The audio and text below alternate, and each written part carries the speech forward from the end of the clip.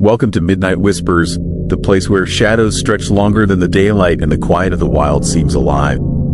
Tonight, we're heading to Alaska, a land of endless winter nights, forgotten mining towns, and dark forests where the cold feels like it's watching you. These aren't campfire stories.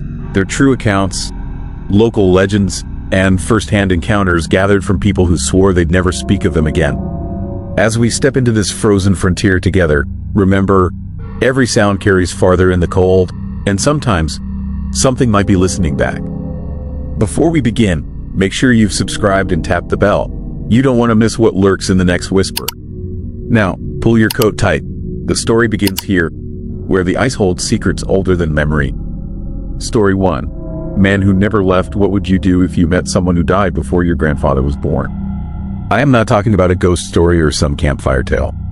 I am talking about shaking hands with a man whose skin feels solid and warm, whose breath fogs in the cold mountain air, whose eyes meet yours with desperate confusion. A man who asks you what year it is, and when you tell him, he starts to cry. That happened to me in Hatcher Pass, Alaska, and I have spent every day since trying to convince myself it was not real. My name is David Brennan. I am 41 years old, a software engineer from Anchorage, and I have always considered myself a rational person. I do not believe in supernatural phenomena.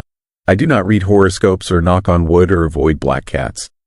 When my hiking partner told me about the legend of the time-lost prospector before our trip into Hatcher Pass, I laughed and made a joke about Bigfoot. That was September 7th, 2003.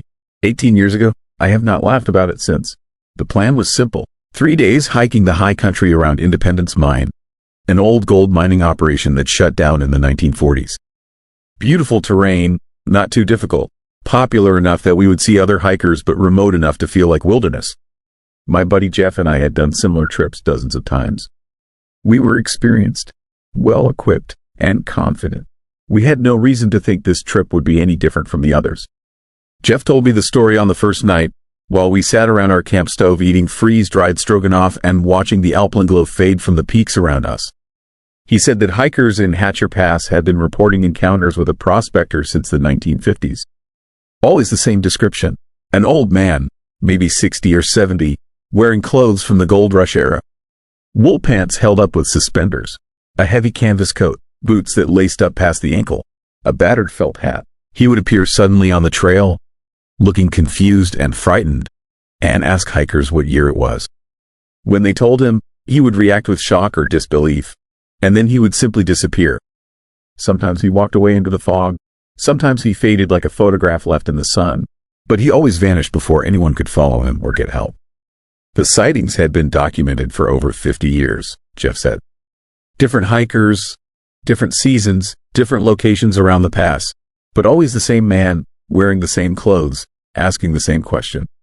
He never aged. He never changed. He was like a recording playing over and over, trapped in some loop that nobody understood. I told Jeff it was obviously a local character, someone playing a prank on tourists.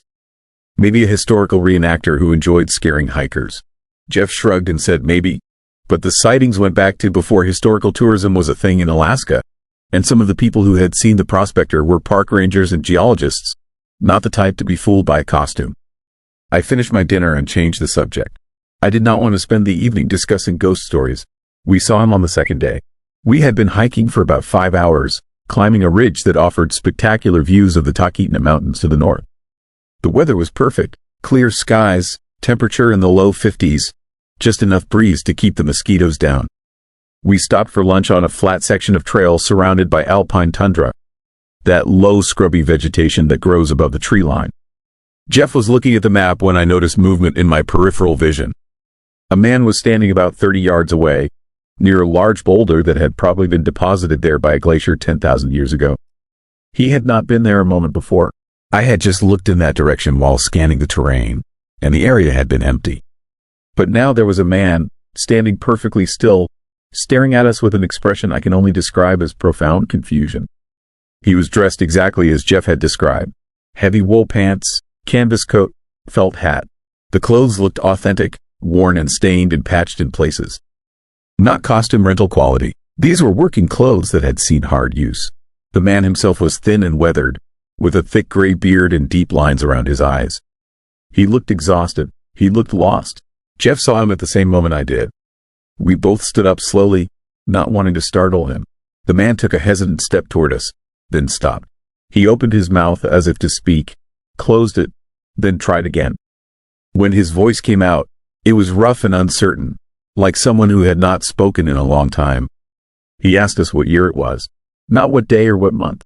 What year? The question hung in the air between us, strange and urgent. Jeff and I looked at each other. Jeff asked the man if he was okay, if he needed help. The man ignored the question and asked again, more insistently, what year was it? Please, he needed to know what year it was. I told him it was 2003. September. The man, his face went through a series of expressions. Disbelief, horror, grief. He took a step backward and nearly fell. He caught himself against the boulder and stood there, breathing hard, staring at us like we had just told him everyone he loved was dead. Which, I realized with a chill, was probably true. If this man really was from the 1890s, everyone he had ever known had been dead for decades. Jeff started moving toward him, asking if he was hurt, telling him we had a first aid kit and a satellite phone. But the man held up a hand to stop him. He said he was not hurt. He said he was lost. He said he had been looking for the claim, his gold claim up near the glacier, and he had gotten turned around in the fog. He said he had been walking for what felt like hours, maybe days, and nothing looked right anymore. The mountains were the same, but everything else was different. The mine buildings were gone. The trail was wrong, and now we were telling him it was 2003, which was impossible, which could not be real, because it had been 1897 just yesterday. The way he said it, with such absolute conviction, made my skin crawl. This was not a prank. This was not someone playing a part. This man genuinely believed what he was saying. He believed he had stepped out of 1897 and into 2003 through some accident or anomaly he could not comprehend. Jeff asked him his name. The man said it was Samuel Graves. He said he had come up from Seward that spring with a partner named Dutch Henry. They had staked a claim near the headwaters of the Little Susitna River. Good color in the gravel, good prospects for a profitable season. But Dutch had gone down to Nick for supplies 3 weeks ago and had not returned. Samuel had been working the claim alone, and then the fog had come in, thick and strange. And when it cleared, everything was wrong. I knew the name Samuel Graves. I had read it on a historical marker at the Independence Mine Visitor Center the day before. Samuel Graves and Dutch Henry, prospectors who disappeared in Hatcher Pass in the fall of 1897. Their claim had been found abandoned. Their supplies and tools still there, but no sign of the men themselves. It was assumed they had gotten lost in bad weather and died of exposure. Their bodies were never recovered. The historical marker listed them among the many miners who had perished in the Alaska gold rush, men whose dreams of wealth had ended in the unforgiving wilderness. I told Samuel that we knew about him, that there were records of his disappearance, that people had been looking for him for over 100 years. His face went white. He sat down heavily on the ground and put his head in his hands. His shoulders shook. He was crying. Jeff and I stood there, not knowing what to do. How do you comfort a man who has just learned that everyone he knew is dead, that the world has moved on without him, that he has somehow become unstuck from time? I wanted to help him. I wanted to call for a rescue team, to get him medical attention, to do something practical and concrete. But I also knew that what was happening was beyond any practical response. This was not a medical emergency or a lost hiker situation. This was something else entirely. Samuel looked up at us with red eyes. He asked if we could take him home. He asked if we could help him get back to Seward, back to the life he had left behind. I did not know how to tell him that Seward was still there, but it was not his Seward anymore. That the city he knew had been destroyed by the 1964 earthquake and rebuilt as something completely different. That even if we could physically take him there would be nothing for him to return to. Before I could say anything, the fog rolled in.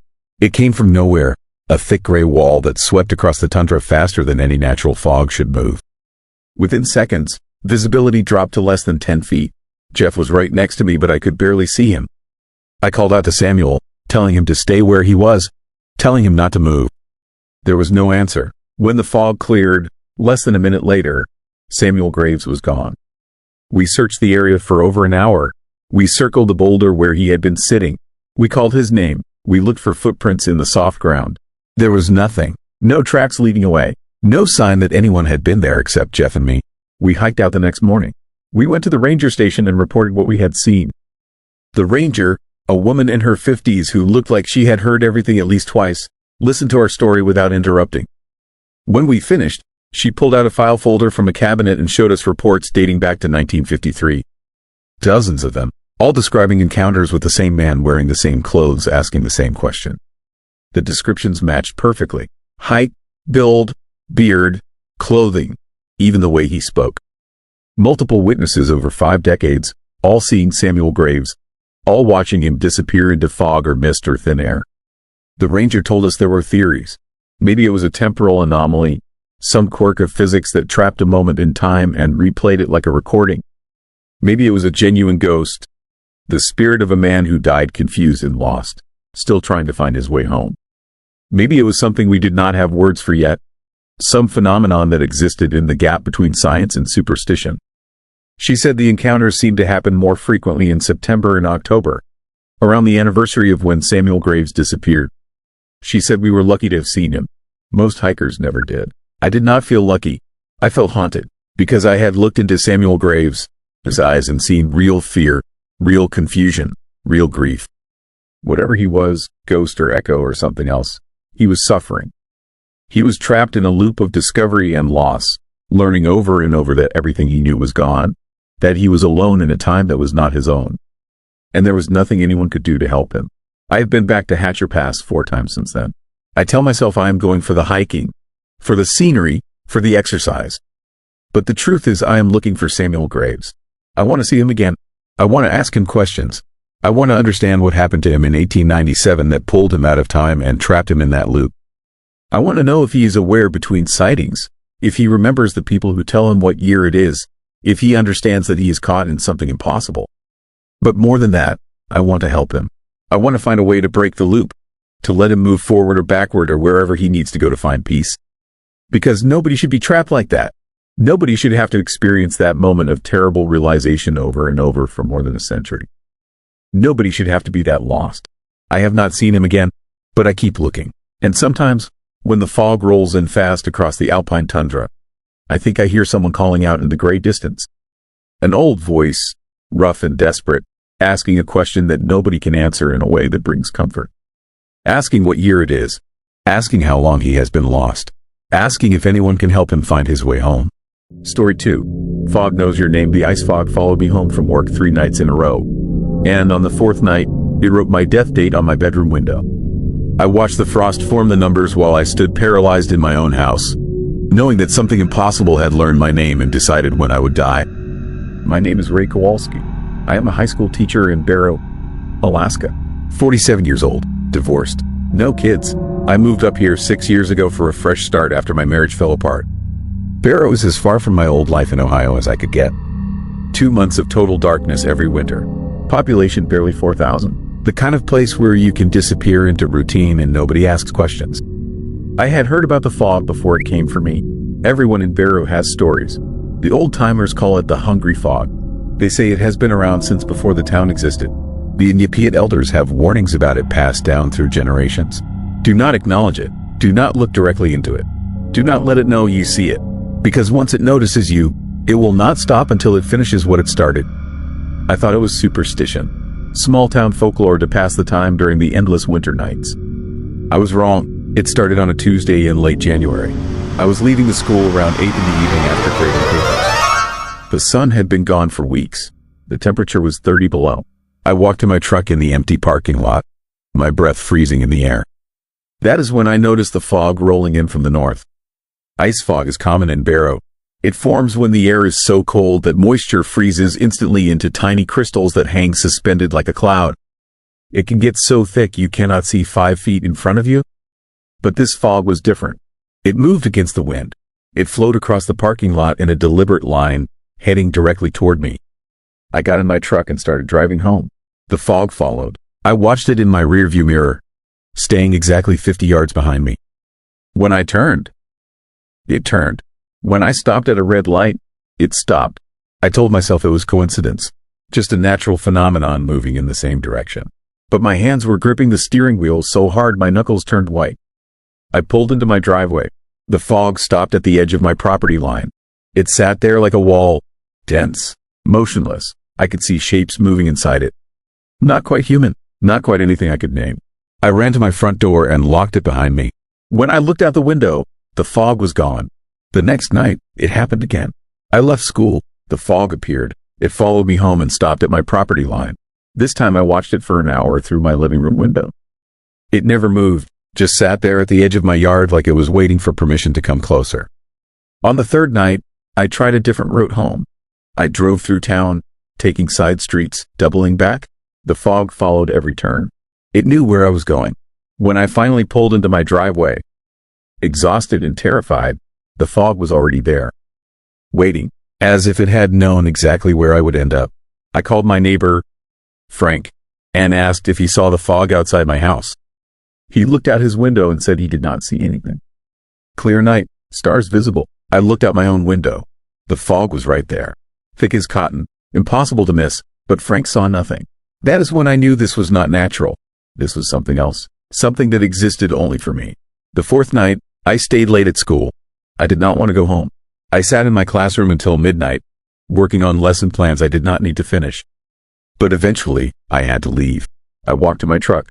The fog was waiting in the parking lot. This time it was closer, maybe 20 yards away. And this time I could hear it. A low sound. Not quite wind. Not quite breathing. Something in between. I drove home faster than I should have. The fog kept pace effortlessly.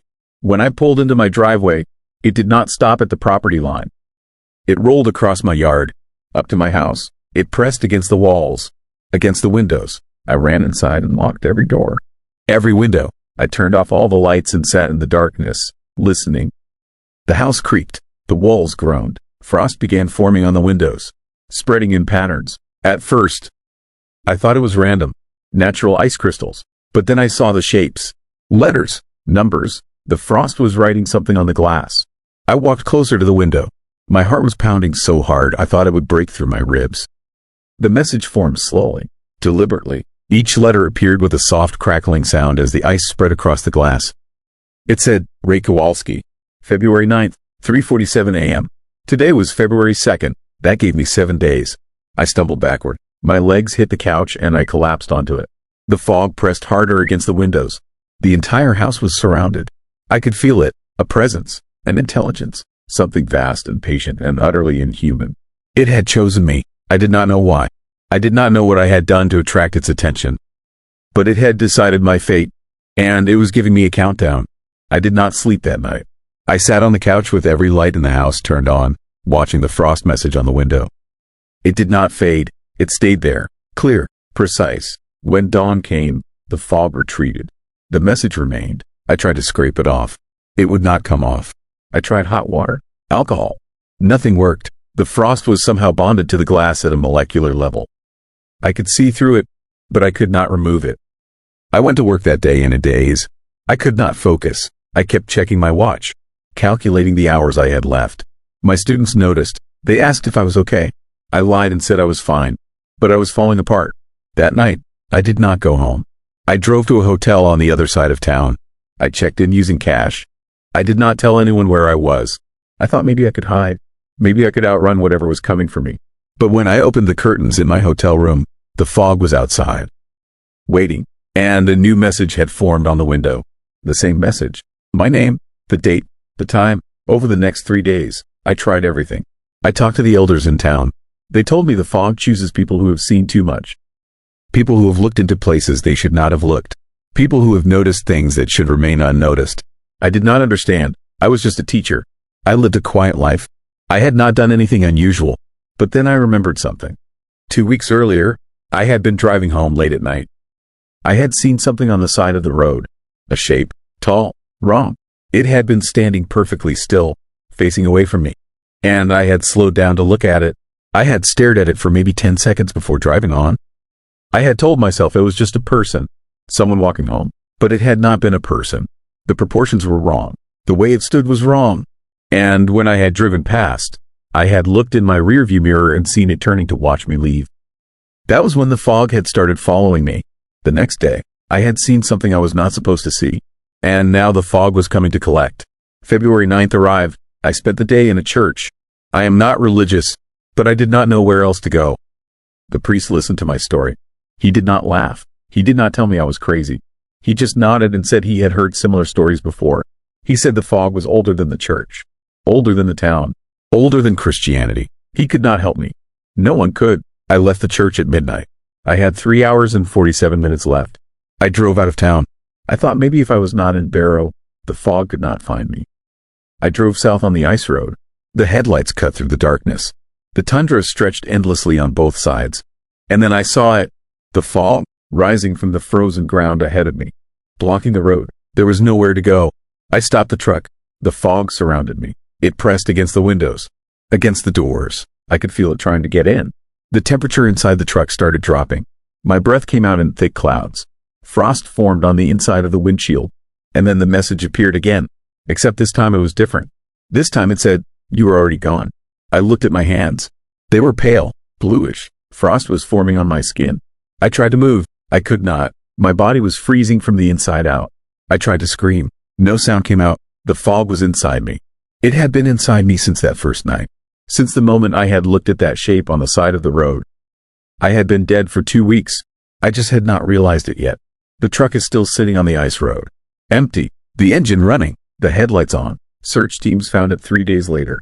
They found my phone, my wallet, my jacket, but they did not find me. The official report said I must have wandered off into the tundra. Exposure, hypothermia, happens every year up here. They stopped searching after a week. But I am still in Barrow. I am still here. I see people I used to know. I walk the streets. I go to the school. I stand in my old classroom and watch the new teacher working at my desk. No one sees me. No one hears me. I am part of the fog now. Part of something vast and patient and utterly inhuman. And sometimes, on the coldest nights, I follow people home. I write messages on their windows. I give them countdowns, because the fog is always hungry. And once you see it, once you really see it, you become part of it. Forever. Story 3. Book that knew the book was open to page 73. A hand-drawn illustration of the Alaska State Library. Burning. Exact angle. Exact time of day. Exact pattern of flames that wouldn't start for another 6 hours. The book showed its own death, and it was the only thing that survived. My name is Michael Torres. I was the night security guard at the Anchorage Public Library in 1995. I'm the one who found the book. I'm the one who saw what it showed before the fire started. And I'm the one who knows the fire wasn't an accident. It was a response, a defense mechanism. The collection protecting itself from being understood. March 7th, 1995. I started my shift at 10 p.m. like always. The library closed at 9, and my job was simple. Walk the floors, check the doors, make sure nothing and nobody disturbed the silence. Easy work, boring work, until that night when I found the book lying open on a reading table in the Alaska collection room on the 3rd floor. The Alaska collection was special. Rare materials, first editions, historical documents, folklore gathered from native communities across the state over 150 years. Things you couldn't find anywhere else. Things that told stories most people had forgotten or never knew. The room was always locked after hours. Always secure, but somehow a book was out, open, waiting. I approached the table. The book was old, leather-bound, no title on the spine, no author listed, just aged leather and yellowed pages that smelled like smoke even though nothing was burning. The illustration on page 73 was detailed, precise. It showed the library from the outside, 3rd floor, Alaska collection room, flames pouring from the windows, and in the corner of the drawing, barely visible, a small figure standing in the window. Watching, not trying to escape, just watching the fire consume everything around it. I checked the security logs. Nobody had been in that room since 6 p.m. The head librarian, Patricia Crane, had locked it herself. I radioed her, asked if she left a book out. She said no, said the Alaska collection was completely secured, said I should put the book back and log it as a mistake. But I couldn't look away from the illustration. Something about it felt urgent, important, like a warning I needed to understand. I looked closer. The drawing included details that shouldn't be there. A crack in the window that matched the actual crack in the window behind me. A water stain on the brick that matched the real stain on the real building. And smoke detectors. The illustration showed smoke detectors in the exact positions where they hung in the real room. Whoever drew this had been here, had studied this space, had known every detail. But the book was old.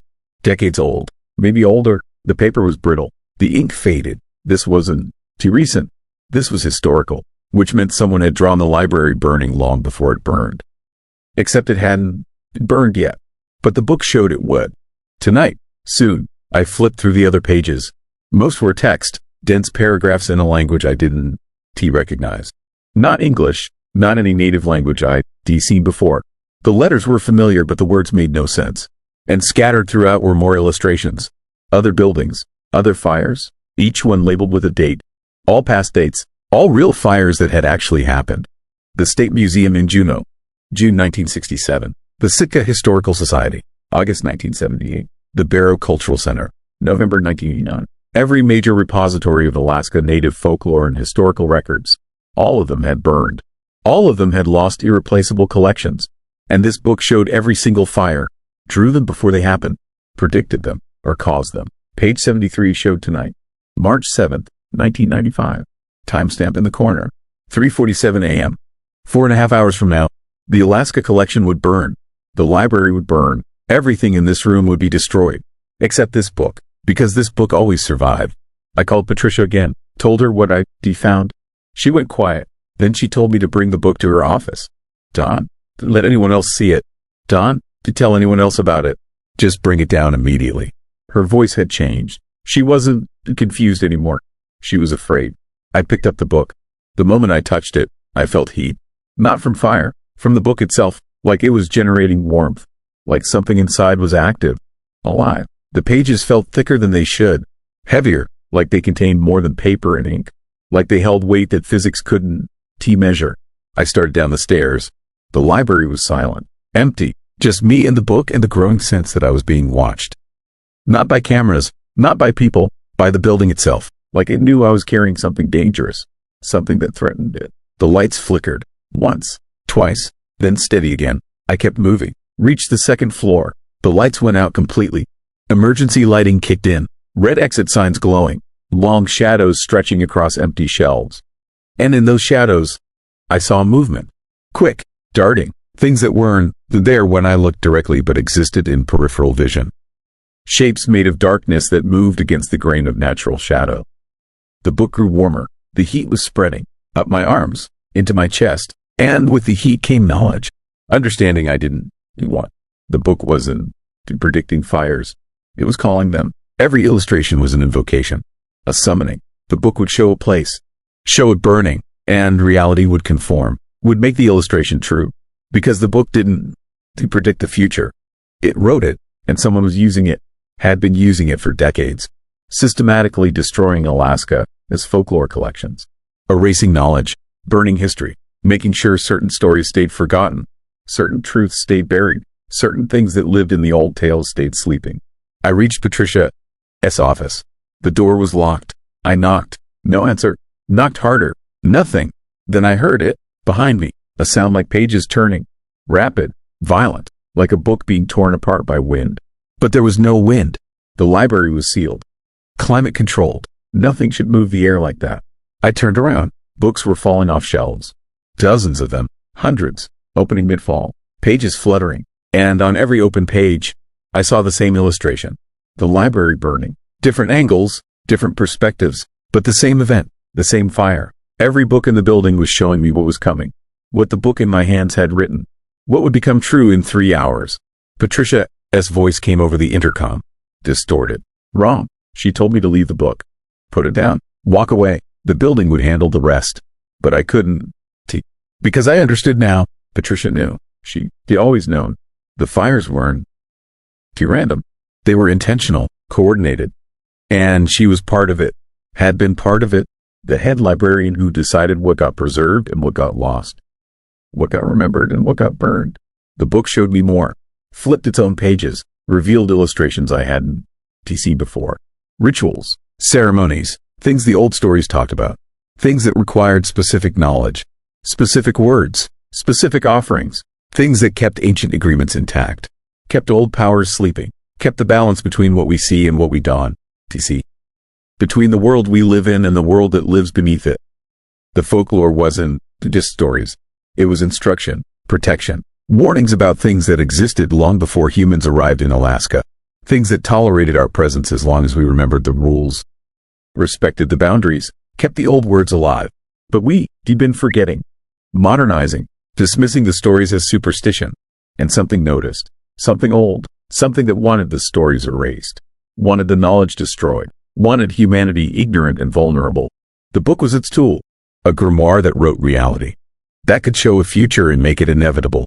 And Patricia, all the librarians who held these positions over the decades, they weren't preserving knowledge. They were gatekeeping it, controlling it, destroying what couldn't to be controlled, burning what shouldn't to be remembered. The temperature spiked. Real heat now, real fire, starting in the walls, in the wiring, in places fire shouldn't to be able to start. The illustration was becoming real. The book was finishing its work. 3:47 a.m. was early. The fire was starting now because I interfered, because I tried to stop it, because the book didn't like being understood. I ran down the stairs toward the exit, the book in my hands growing hotter, burning my palms, but I couldn't drop it, couldn't leave it, because if this book survived, it would show another building, another collection, another fire. The destruction would continue. The forgetting would spread. Smoke filled the stairwell, thick, black, smelling like burning paper and something else, something organic, something that shouldn't be burned but was. I reached the ground floor. The front doors were locked, electronic locks, dead. The fire had killed the power, killed the backup, trapped me inside with flames spreading overhead. I used a fire extinguisher to break a window, climbed through, fell onto cold pavement, the book still in my hands, still hot, still showing page 73. The library burning behind me exactly as illustrated. Exact angle, exact flames, reality conforming perfectly to the drawing. Fire trucks arrived. Firefighters tried to save it, but the fire was wrong. It moved wrong, burned wrong, like it had intelligence, purpose. It consumed the Alaska collection completely. Every book, every document, every piece of irreplaceable folklore. Gone, ash. Nothing survived except the book I carried. The book that caused it. The investigation called it electrical fire, faulty wiring, old building, accident. They didn't mention the book. I tried to, showed it to investigators, showed them the illustration, but when they looked at page 73, it was blank. The drawing was gone, like it had never existed, like the book had shown me what it wanted me to see and then hidden the evidence. Patricia disappeared, resigned the next day, left Alaska. Nobody knew where she went, but I received a letter 3 weeks later, postmarked from Seattle. No return address, just one sentence. The book chooses its own keeper. It chose you. I've had the book for 28 years. It sits in a fireproof safe in my basement. I check it every day. Most days it is blank, just empty yellowed pages. But sometimes, maybe once or twice a year, an illustration appears. A building, a collection, a repository of knowledge, and a date, always a future date, always a fire that hasn't happened yet. I've tried to warn people, called, written letters, shown up at these places and told them to evacuate their collections. Move them, protect them. Nobody listens. Nobody believes. And on the date shown in the book, the building burns. Exactly as illustrated, exactly as written, reality conforming to the book, is will. I am 61 now. I've watched 17 collections burn. 17 repositories of indigenous knowledge destroyed. Stories lost. Languages erased. Warnings forgotten. And each time, I wonder if stopping it is even possible. If the book is too powerful, if the thing using the book is too old, too patient, too committed to making us forget what we once knew. Last week, a new illustration appeared. Page 89. A building I recognize. The Smithsonian, its National Museum of the American Indian in Washington, D.C. Their Alaska collection, one of the largest remaining repositories. The date shown is November 3rd, 2025. 6 months from now, the fire will start in the conservation lab, will spread to the archives, will consume everything. I am going there, taking the book. Maybe if I am present, I can stop it. Maybe if I understand what the book wants, I can negotiate. Bargain, trade something for the preservation of what is left. Or maybe I'll fail like I've failed 17 times before. Maybe the book will burn another collection and show me the next target and the next until every story is ash. Every warning is forgotten. Every protection is lost. And then what? When the old knowledge is completely erased. When nobody remembers the agreements, the boundaries, the rules, what wakes up, what comes back, what reclaims the world we thought we owned but were only borrowing. Only permitted to inhabit as long as we remembered we weren't alone. Weren't in charge. weren't safe. The book knows. The book has always known. That is why it survives. That is why it keeps writing. That is why it chose me. Because I have to witness, have to document, have to remember that we forgetting on purpose. That the fires aren't the accidents. That something wants us ignorant, wants us vulnerable, wants us unprepared for what is coming when the last story burns and the last warning dies and the last protection falls. The book is open on my desk right now. Page 92. No illustration yet, but I can feel it forming, building, getting ready to show me what comes after the Smithsonian, after the last major collection, after the forgetting is complete. I am afraid to look, afraid of what it'll show, but I can look away, because someone has to see, someone has to know, someone has to remember that we were warned. The page is darkening, ink spreading like bloodstain, an image forming, not a building this time, something else, something bigger, a map, the whole continent, and spreading across it like fire, like infection, like something that has been waiting for the stories to die so it can finally be free. Finally return, finally reclaim what it lost when humans learned to tell tales and light fires and speak words that kept the darkness at bay.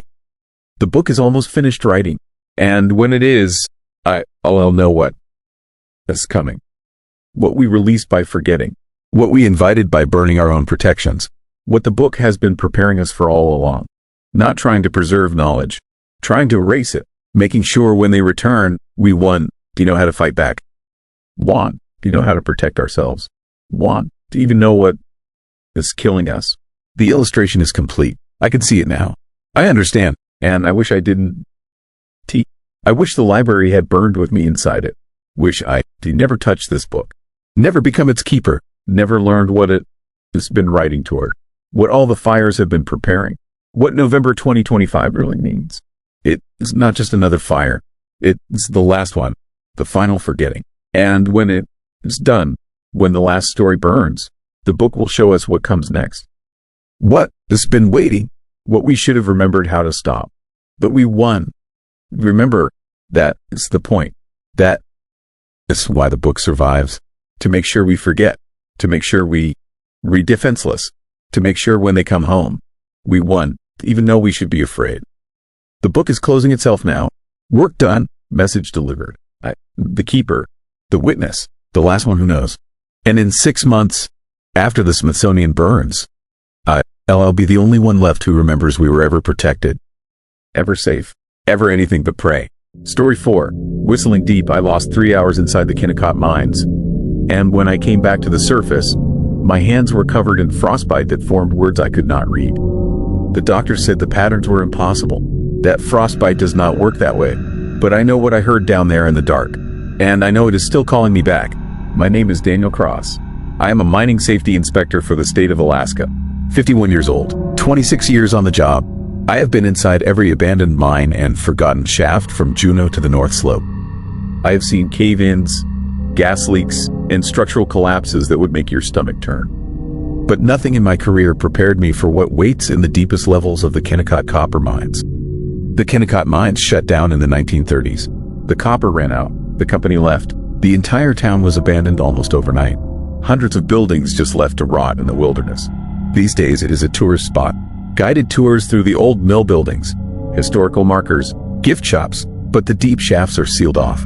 Too dangerous, too unstable. The state pays me to inspect them every few years. Make sure the barriers are holding. Make sure nobody has tried to break in. I got the assignment in early March. Standard inspection. 2 days of work. I drove up from Anchorage with my equipment. Ropes, harnesses, gas detectors, helmet with a headlamp. Everything by the book. I had done this inspection 3 times before. It was supposed to be routine. The town was empty when I arrived. Still too early in the season for tourists. The old building stood gray and skeletal against the mountains. I parked near the main shaft entrance. The steel door was locked and chained exactly as it should be. I checked the integrity of the barrier. Everything looked good. But then I heard it. The whistling. It came from deep underground. A low, melodic sound. Rising and falling like wind through a canyon. Except there was no wind. The air was perfectly still. I had heard stories about the whistling. Every inspector who had worked these mines mentioned it. Most said it was just air pressure, thermal expansion, old pipes settling, natural acoustics in the rock. But standing there listening to it, I knew it was not natural.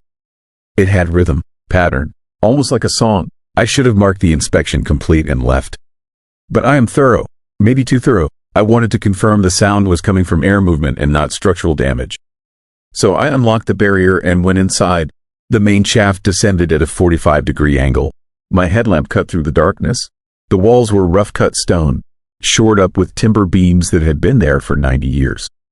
The air smelled like mineral deposits and decay, and the whistling got louder the deeper I went. I descended maybe 300 feet. The shaft branched into multiple tunnels. I checked my map. Most of these side tunnels had collapsed decades ago. Only the main shaft was still accessible. But one of the side tunnels showed recent disturbance.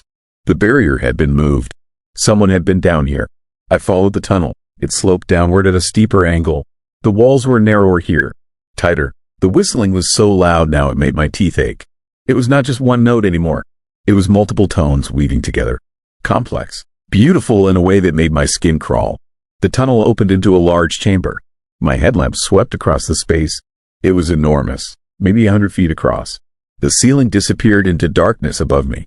And in the center of the chamber was a shaft, a vertical drop. I walked to the edge and looked down. My light did not reach the bottom, just endless black. And from that black came the whistling, louder than before. So loud it felt like it was inside my skull. I checked my watch. It was 2:15 in the afternoon. I took out my rope and anchored it to a support beam. I was going to rappel down maybe 50 feet, just enough to see what was causing the sound. Then I would come back up and seal this tunnel permanently. I started descending. The shaft was perfectly smooth. Not natural. Someone had carved this. The walls had markings, symbols, not mining equipment, not English, something older. I kept going. 50 feet, 100 feet, 200 feet. The whistling was deafening now. I could feel it in my chest, in my bones. And then I saw the bottom. The shaft opened into another chamber, smaller than the one above.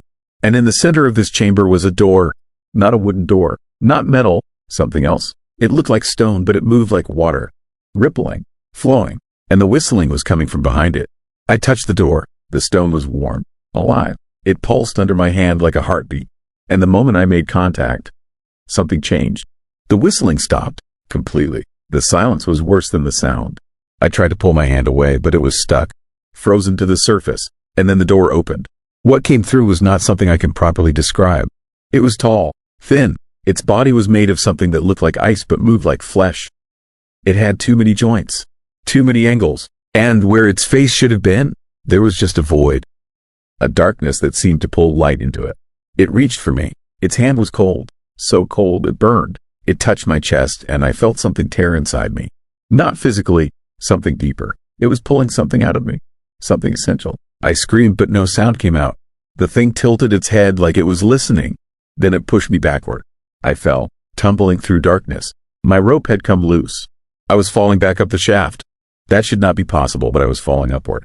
The walls rushed past me, and then I was lying on the ground at the entrance to the side tunnel. My headlamp was flickering. My body was covered in frost. I looked at my hands.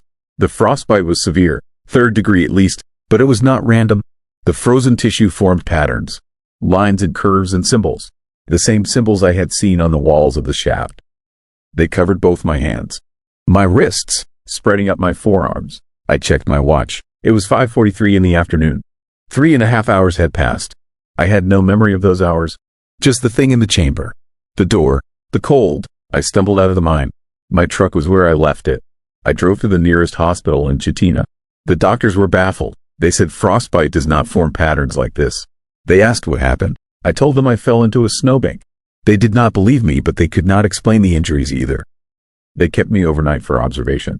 I could not sleep. Every time I closed my eyes, I saw that thing. That void where its face should have been. And I could still hear the whistling. Faint, distant, like it was calling from somewhere far away. The next morning, I checked out of the hospital against medical advice. I drove back to Anchorage. I filed my inspection report. I marked the Kennecott mines as secure. I did not mention what I found. I did not mention the chamber or the shaft or the door, because I knew no one would believe me, and because part of me hoped that if I did not talk about it, I could forget it ever happened. But the patterns on my hands would not heal. The doctors tried everything. Skin grafts, antibiotics. Nothing worked. The frostbite stayed, and it started spreading, slowly, up my arms, across my chest, new symbols forming every few days. I took pictures. I tried to translate them. I searched through books on ancient languages, Inuit mythology, mining history. I found nothing. Then I started losing time. I would be sitting at my desk and suddenly it would be 3 hours later. I would be driving home and realize I had no memory of the last 20 miles. I would wake up in the morning with dirt under my fingernails and my shoes covered in mud, like I had been walking somewhere in the night. One morning I woke up in my truck. I was parked outside the Kennecott mines. I had driven 7 hours in my sleep. I had no memory of it. The chains on the mine entrance were unlocked. The door was open. I had been inside. I could see my footprints in the dust leading down into the main shaft. I went back inside. I do not know why. Maybe curiosity. Maybe compulsion. Maybe because the whistling had been getting louder in my head every day and I needed to know if it was real or if I was losing my mind. I followed my own footprints down the shaft, down the side tunnel, down the vertical shaft to the chamber with the door. The door was open. The thing was gone. But there were others, 7 of them, standing in a circle around the door. They were people, or they used to be. They wore old mining clothes, canvas jackets, leather boots. Their skin was covered in the same frostbite patterns that covered my hands. And they were whistling that same complex melody, all 7 of them creating the sound together. One of them turned to look at me. His face was gray, dead, but his eyes were aware. He raised his hand and pointed at the door. Then he pointed at me. And I understood. They were waiting. They had been waiting for 90 years, waiting for someone new to take their place. I ran, back up the shaft, through the tunnel, up to the surface. I sealed the mine entrance, welded the chains, poured concrete over the door. I did everything I could to make sure no one would ever go inside again. But it does not matter. The patterns are still spreading. They cover my entire torso now, creeping up my neck, and every night I wake up somewhere I do not remember going. Every night I'm a little closer to Kennecott, a little closer to the mine, a little closer to the door. I know what is happening. I am becoming one of them. The whistling is not coming from the mine. It is coming from me, from inside me. I am part of the song now, part of whatever waits in that chamber, and soon I will go back. I will walk down those shafts. I will stand in that circle, and I will whistle forever. If you ever find yourself near the Kennecott mines, and you hear whistling coming from underground, do not investigate. Do not go inside. Do not touch the door, because once it knows you are there, once it marks you with its patterns, you will never leave. You will become part of something ancient and patient and utterly inhuman. You will become part of the song, and the song never ends. Story 5. Eyes of Ice. The fish were watching us, even dead, even eyeless. The ice crystals that replaced their eyes caught the light and reflected our faces back at us, distorted and wrong, like the river itself was learning what humans looked like so it could become us. My name is David Kemper. In the summer of 1983, I was a fisheries biologist stationed along the Yukon River near the village of Ruby, Alaska. What happened that August wasn't a contamination event. It was a transformation. The river was changing into something else. And it wanted us to know, wanted us to see, wanted us to understand we were next. It started on August 14th. I was collecting water samples about 5 miles upstream from Ruby when I saw the first ones. Dead salmon, dozens of them, floating belly up in the shallows. Not unusual in itself. Fish die. Rivers carry bodies. Standard ecology. But something about these felt wrong even from a distance. The way they moved in the current. Too deliberate. Too controlled, like they were being arranged rather than drifting. I waded out to collect specimens. The moment I touched the first fish, I knew this wasn't natural die-off. The body was cold, colder than the river water, colder than death should feel. And its eyes, where the eyes should have been, were perfect spheres of ice. Clear, flawless, like someone had surgically removed the organic eyes and replaced them with frozen glass. I checked another fish, same thing, ice eyes, precise, identical. I collected 6 specimens, all the same. The ice didn't melt even in the August sun. Didn't crack, didn't cloud, just reflected everything around them with perfect clarity, including me. I saw myself in those ice eyes, saw my face fractured across a dozen frozen spheres, and something about my reflection looked hungry, looked like it wanted to crawl out of the ice and replace the real me. By evening, thousands of fish had washed ashore. The entire river was carrying bodies, not just salmon, every species, pike, grayling, whitefish, even bottom feeders that rarely came to the surface. All dead, all eyeless, all watching with frozen crystal spheres that should have melted but refused. The village elders came to see. They stood on the riverbank, silent, shaken. One of them, a man named William Charlie, told me his grandfather had seen this before. In 1923, the river had done the same thing. Dead fish, ice eyes, and 3 days later, the whispering started. 3 days after that, people started disappearing. Walking into the river, never coming out. The water took 17 people before it stopped. I dismissed it as legend, folklore shaped by trauma. But that night I heard it. A sound coming from the river. Not quite voices, not quite wind, something between a susurrus, a collective murmur that rose from the water like mist. No words I could understand, just the sense of communication, of intention, of something trying very hard to form language from a throat that had never held breath. The locals heard it too. Everyone in Ruby heard it. The sound carried for miles, filled the air, sank into your skull and resonated in the bones of your inner ear.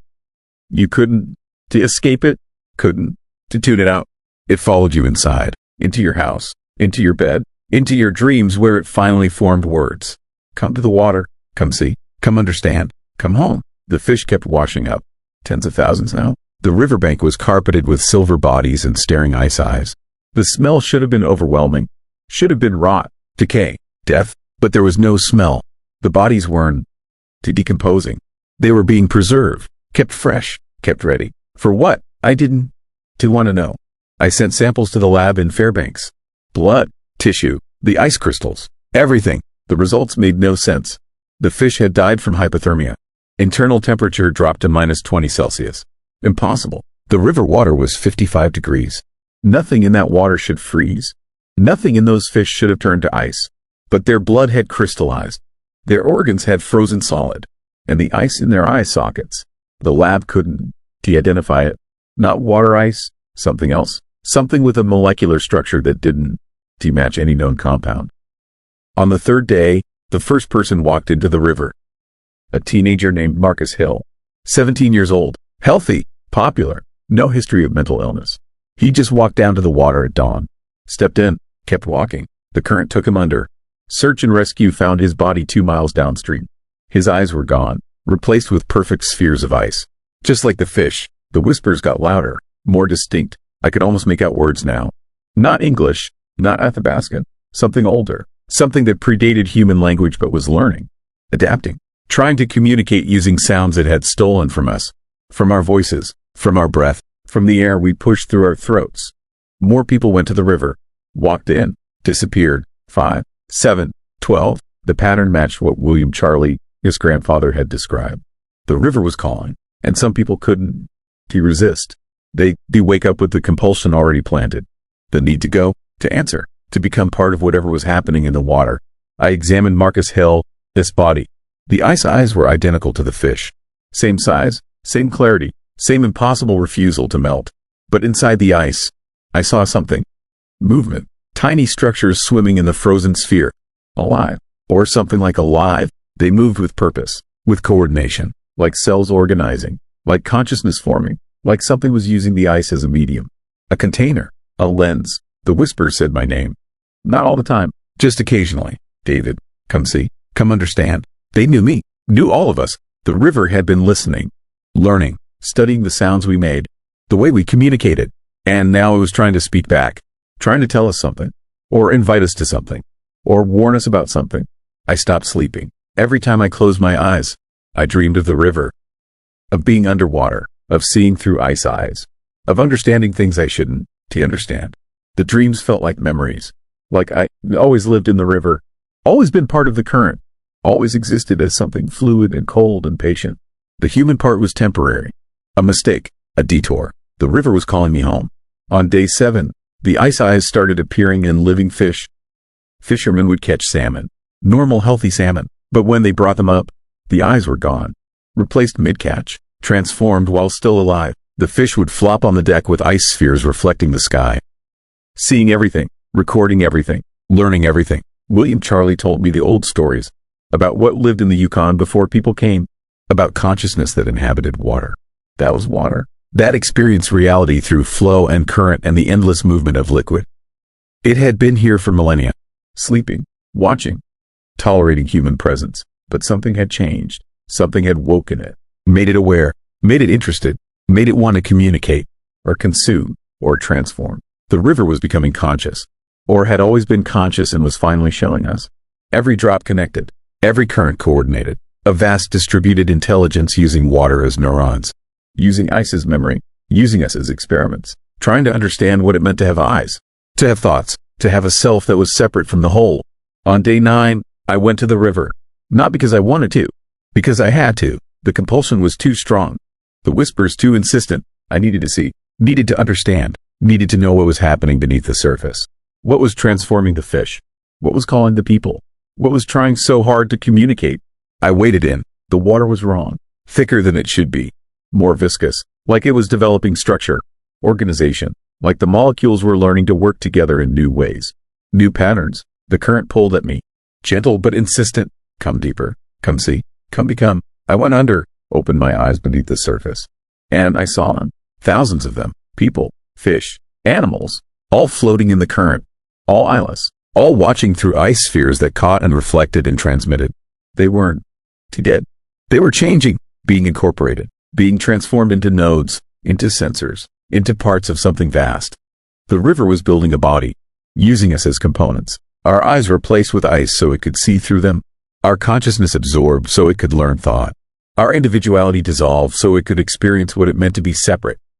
To be self, to be aware in the way humans were aware. It showed me its history, projected it directly into my mind through the water, through the ice forming in my own eyes. It had been here since before the glaciers, before the ice age, before continents took their current shape. It was old, patient, content to flow and exist. But humans had changed things. Our consciousness polluted the water. Our thoughts bled into the current. Our dreams mixed with the flow. And it tasted awareness, tasted separation, tasted the concept of I, and it wanted more. The fish were experiments, testing, refining, learning how to interface with organic systems, learning how to replace, how to improve, how to create hybrid entities that could exist in both states, liquid and solid, flow and form, distributed and individual. I was drowning, should have been drowning, but I could breathe. The water was entering my lungs, becoming part of me, merging, and I could feel the river.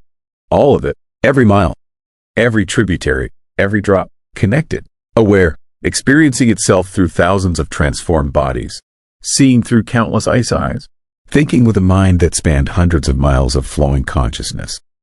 I understood then, this wasn't invasion, this was evolution, the river offering us transcendence, offering to dissolve our painful separation, our isolation, our burden of individual awareness. Join the flow, become the water, experience existence as connection rather than division. No more loneliness, no more fear, no more death, just eternal flow, eternal presence, eternal belonging. But something pulled me back. Some stubborn human part that didn't want transcendence, didn't want merger, wanted to stay separate, stay small, stay alone. I fought the current, kicked, broke surface, crawled to shore, coughing water, coughing river, coughing the consciousness that wanted to inhabit me. My eyes hurt, burned. I touched them, felt ice forming, felt the transformation starting. I had minutes, maybe less. I ran to the village, found the medical clinic, begged them to help. They held me down, flushed my eyes, kept flushing, kept washing, kept fighting the ice that wanted to replace my organic vision with frozen clarity. It took hours, but eventually the burning stopped. The ice dissolved. My eyes remained mine, human, limited, separate. I resisted, but barely. The river took 17 people that summer, just like in 1923.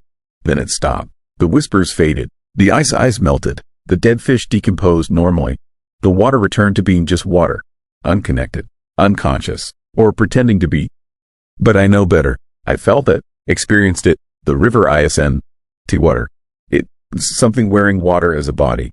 Something ancient and patient and endlessly curious about what it means to be us. To be individual. To be aware in the small, painful, beautiful way humans are aware. I left Alaska, moved to Arizona. Desert. No rivers. No standing water. Nothing that could watch. Nothing that could whisper. Nothing that could offer me dissolution disguised as transcendence. But sometimes, when I shower, I feel it. The water on my skin. Slightly thicker than it should be. Slightly more aware. Touching me. Learning me. Remembering me. And sometimes I hear whispers. From the pipes. From the faucets. From the water that travels thousands of miles through underground channels. Connected. Flowing. Carrying consciousness from source to destination. The river didn't give up. It just learned patience. Learned to wait. Learned to spread. Every body of water is connected eventually. Every drop joins the cycle. evaporation, precipitation, flow, return. And in that cycle, consciousness distributes, fragments, weights, growing stronger with each person who drinks, each person who bathes, each person who touches water and lets a microscopic piece of river intelligence enter their body, their blood, their eyes. I am 63 now. My eyes ache constantly. Sometimes, when I look in mirrors, I see ice forming in the corners. Just a flash, just a moment, then gone, but growing, persistent, patient. The river didn't forget me, didn't release me, just planted a seed and waited.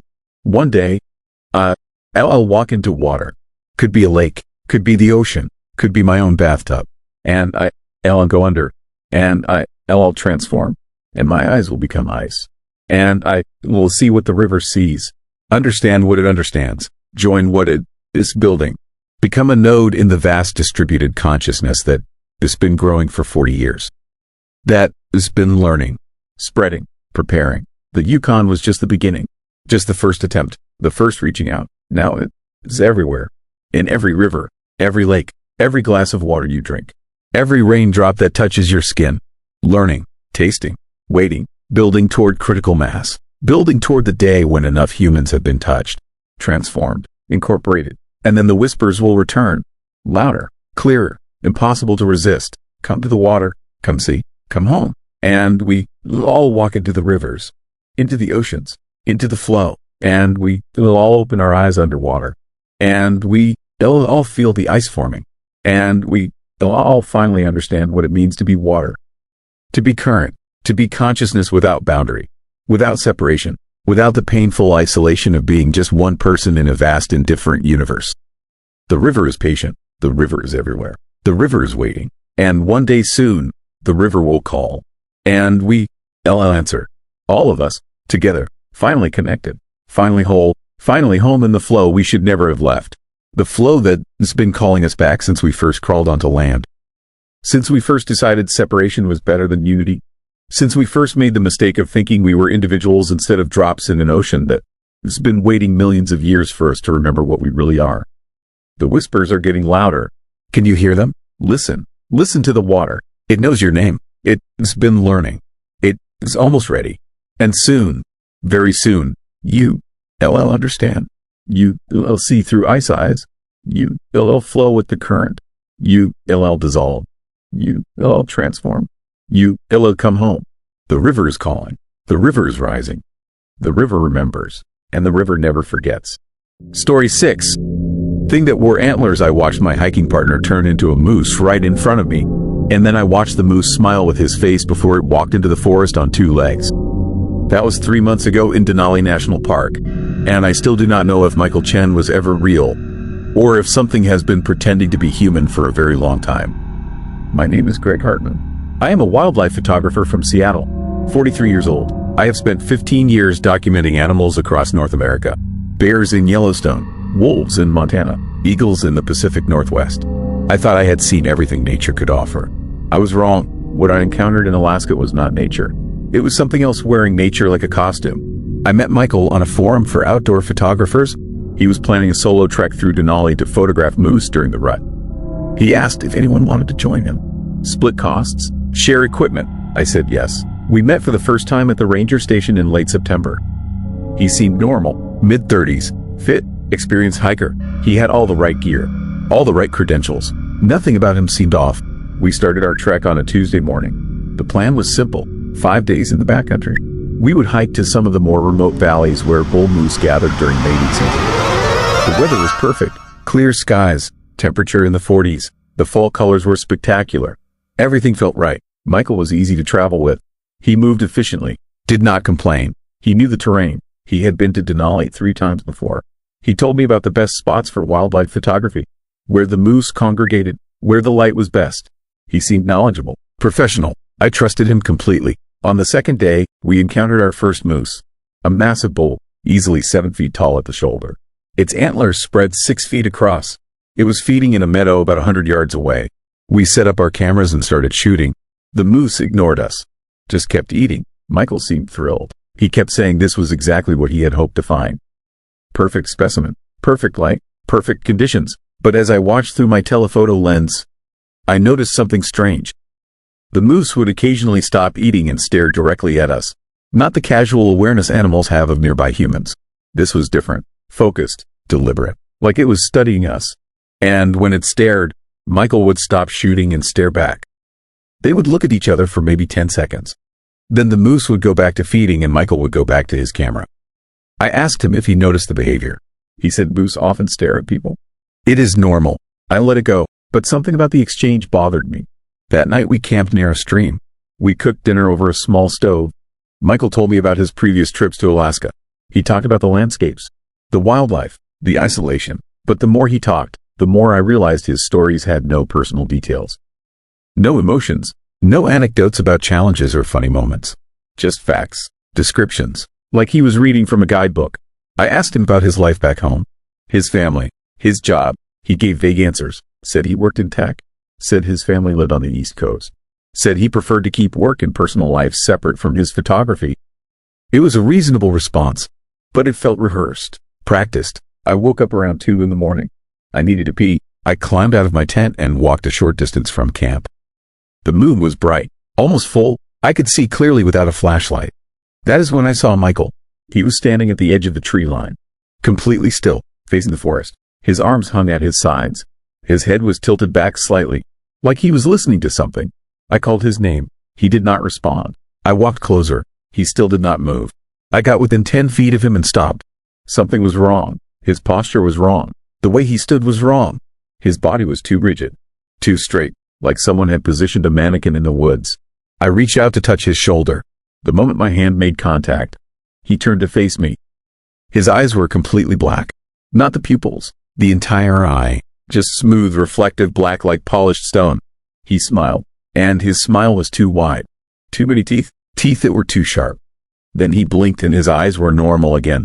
Brown, human. He asked me what was wrong. Said he had heard something in the woods and came out to investigate. Said he must have zoned out. He laughed it off, apologized for startling me, went back to his tent. I did not sleep the rest of that night. I sat in my tent with my knife in my hand, listening, waiting, but nothing happened. Morning came. Michael acted completely normal, made coffee, packed his gear, asked if I was ready to keep moving. I considered turning back, hiking out alone, but we were 2 days from the trailhead, and in daylight, the whole thing seemed less threatening. Maybe I had misunderstood what I saw. Maybe the moonlight played tricks. Maybe I was more tired than I realized. We hiked for 6 hours that day. Michael led. I followed. We did not talk much. The terrain was rough, steep climbs, dense brush, but Michael moved through it effortlessly, too effortlessly. He never seemed tired, never seemed winded. He maintained the same pace for hours without slowing down. Around 3 in the afternoon, we stopped for a break near a ridge overlooking a valley. Michael pulled out his camera and started scanning the landscape. Then he pointed. There was a moose down in the valley. Another bull, similar size to the first one. We hiked down to get closer. As we approached, I realized something was wrong with this moose. Its movements were jerky, unnatural. It would take a few steps, then freeze in an awkward position, then move again. Like it was glitching, like it could not quite remember how to move correctly. Michael set up his tripod, started shooting. The moose turned to look at us, and just like before, they stared at each other. Michael and the moose, locked in that same focused attention. Except this time, the moose started changing. Its body rippled, shifted. The antlers seemed to melt and reform. The legs shortened, the torso narrowed, and for maybe 3 seconds, it was not a moose anymore.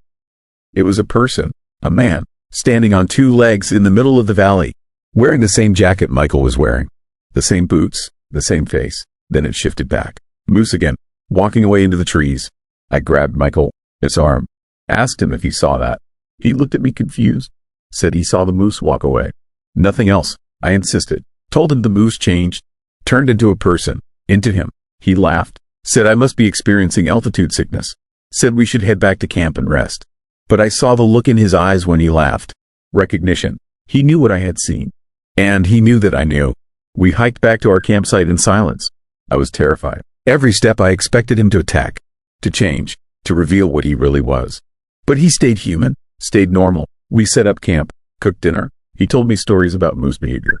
Explained that what I saw was probably a trick of the light combined with exhaustion. He was so calm, so rational, so convincing. I waited until he went to sleep. Then I packed my gear as quietly as I could. I was going to hike out. Night hiking was dangerous, but staying was worse. I needed to leave. I needed to get away from him. From whatever he was. I was 20 feet from camp when I heard the sound. Footsteps behind me. Heavy. Too heavy to be human. I turned around. Michael was standing at the edge of camp, watching me. And behind him, stepping out of the shadows, were 3 moose. Huge bulls, moving in perfect coordination, surrounding me. Michael smiled. That same too wide smile I had seen the night before. He told me I should not leave. Told me the forest was not safe at night. Told me I might get lost. Hurt. He said it would be better if I stayed. Better if I forgot what I saw. Better if I just accepted that some things in this world are not what they seem. The moose moved closer, forming a circle around me. I could see their eyes. Black, reflective, exactly like Michael's eyes had been. And I understood. They were all the same thing. Michael was not a person. He was one of them. He had been pretending, maybe for days, maybe for years. Maybe he had never been human at all. I ran, straight into the forest, away from camp, away from Michael, away from those things pretending to be moose. I heard them following, the sound of hooves and branches breaking. But also footsteps, human footsteps. They were shifting, running on 2 legs, chasing me through the darkness. I do not remember how long I ran. Hours maybe. I fell dozens of times. Cut my hands, twisted my ankle. But I kept moving. Eventually, the sounds behind me faded. I found a creek and followed it downstream. Just before dawn, I reached a hiking trail, followed it back to the main road, flagged down a park ranger. I told him I got separated from my hiking partner. He organized a search. They never found Michael Chen. They never found our campsite. They searched for 3 days and found nothing, like we had never been there. I went home to Seattle. I tried to move on, but I cannot stop thinking about it, about Michael, about the moose, about what they really are. And yesterday I got a message on that same photography forum from Michael, this account. It just said, "Thank you for visiting Alaska. Come back anytime. We will be waiting." I looked at his profile. All his photos are still there. Hundreds of them. Wildlife shots from across the country. Bears, wolves, eagles. And in every single photo, if you look carefully in the background, you can see it. A shape, watching the camera. Something that is almost human but not quite. Something with too many joints. Too many angles. Something that has learned to wear our faces. Our clothes. Our names. I do not know what they are. I do not know how many of them exist. But I know they are out there. In the forests. In the mountains. In the wild places we think we understand. Watching us. Learning from us. Pretending to be us. And sometimes they invite us to come hiking. To come take pictures. To come see the wildlife. And if you go, you might notice something strange. A moose that moves wrong. A person whose eyes are too black. A smile with too many teeth. And by then it will be too late. Because once you see them for what they really are, they will never let you leave. Story 7. Warm gold. I found 17 gold nuggets arranged in a perfect circle on the frozen ground, and every single piece was warm enough to melt the snow beneath it. That was 4 days ago in Hatcher Pass, and since then, I have watched 3 men walk into that old mine and never come back out. I should have left. I should have run, but the gold keeps calling, and I cannot stop myself from going back. My name is Jack Morrison. I am a contract geologist from Denver, 49 years old, divorced, no kids. I spend most of my time in remote locations doing mineral surveys for mining companies. It is lonely work, but it pays well and keeps me moving. Last month, I took a job surveying old mining claims in Hatcher Pass, Alaska.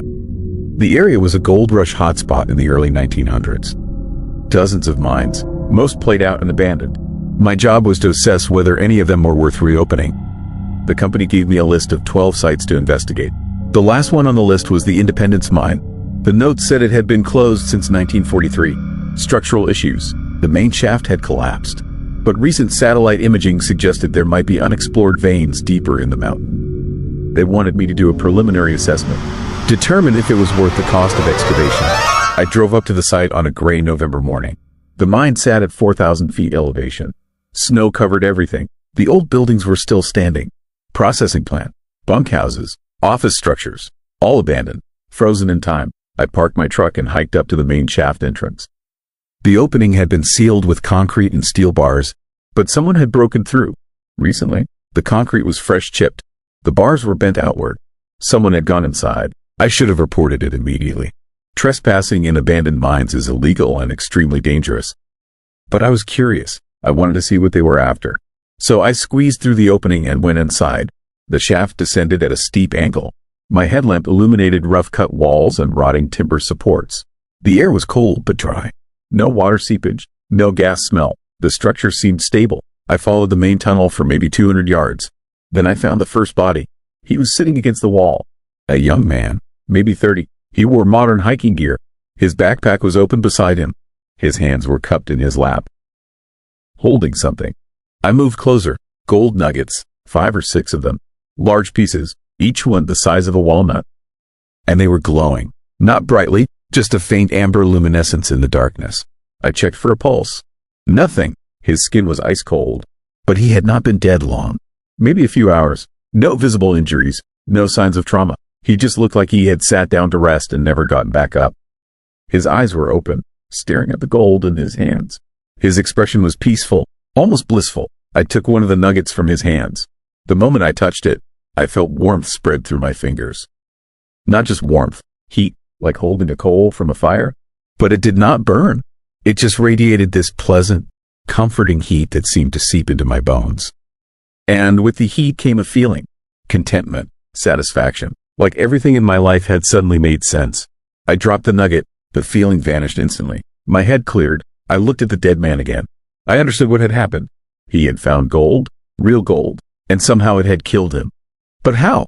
Gold is inert, non-toxic. You can hold it for hours without any effect. This should not be possible. I backed away from the body. I needed to get out. Report this to the authorities. Let them handle it. But as I turned to leave, I saw them. More gold nuggets, scattered along the tunnel floor. Dozens of them, all glowing faintly, all arranged in patterns, lines, circles, symbols I did not recognize. I followed the patterns deeper into the mine. The tunnel branched. The gold trail led to the right. I should have gone left, back to the entrance, back to safety. But I followed the gold. I needed to see where it led. The tunnel opened into a large chamber. Natural formation. The walls sparkled with mineral deposits. And in the center of the chamber was a pile of gold. Hundreds of nuggets, maybe thousands, stacked in a pyramid 3 feet high. And every single piece was warm. The air in the chamber was hot. I could see heat shimmer rising from the pile like summer asphalt. I moved closer. The feeling returned. That sense of rightness, of completion. Like this was exactly where I was supposed to be. Like I had been searching for this my entire life without knowing it. I reached out to touch the pile. A hand grabbed my wrist. I spun around. Another man stood behind me. Older, maybe 60. He wore mining clothes from decades ago. Canvas pants, wool shirt, leather boots. His face was gray. His eyes were sunken. But he was moving, alive. He pulled my hand away from the gold and shook his head slowly. Then he pointed back toward the tunnel, telling me to leave. I tried to ask who he was, what was happening, but my voice would not work. The heat was overwhelming, suffocating. The man let go of my wrist and walked past me. He climbed onto the gold pile and lay down on top of it. Like he was going to sleep. Within seconds, his body began to sink. The gold was absorbing him, pulling him in. He did not struggle, did not resist. He just closed his eyes and disappeared beneath the surface. I ran, back through the chamber, through the tunnel, past the dead man. I did not stop until I was outside in the snow. My lungs burned. My legs shook. I collapsed beside my truck and vomited. When I looked at my hands, they were red, burned, like I had grabbed a hot pan. But I had not touched the gold. Not directly, just being near it had done this. I drove back to town. I should have gone to the police. Should have reported everything. But I could not explain what I had seen. A man sinking into a pile of gold? Bodies with no cause of death? Glowing metal that radiated heat? They would think I was crazy, or lying, or suffering from altitude sickness. So I said nothing. I went to my motel room, wrapped my hands in gauze, tried to sleep. I dreamed about the gold, about that pile in the chamber. In my dream, I could hear it humming, a low vibration that felt like music. And beneath the hum, I could hear voices. Dozens of them, hundreds, all whispering the same thing. Come back, bring more, feed the mountain. I woke up at 3 a.m. My hands were healed, completely. No burns, no redness, just smooth, healthy skin. Like nothing had happened. I looked at my phone. I had 17 missed calls, all from the mining company. All within the last hour. I called them back. The manager told me 2 prospectors had gone missing near the Independence mine. Local volunteers had organized a search party. They wanted me to guide them since I had surveyed the area. I said yes. What else could I do? People were missing. I had information that could help, even if that information was impossible. We met at the mine entrance at dawn. 5 volunteers, the local sheriff, me. I led them inside, back down the main tunnel.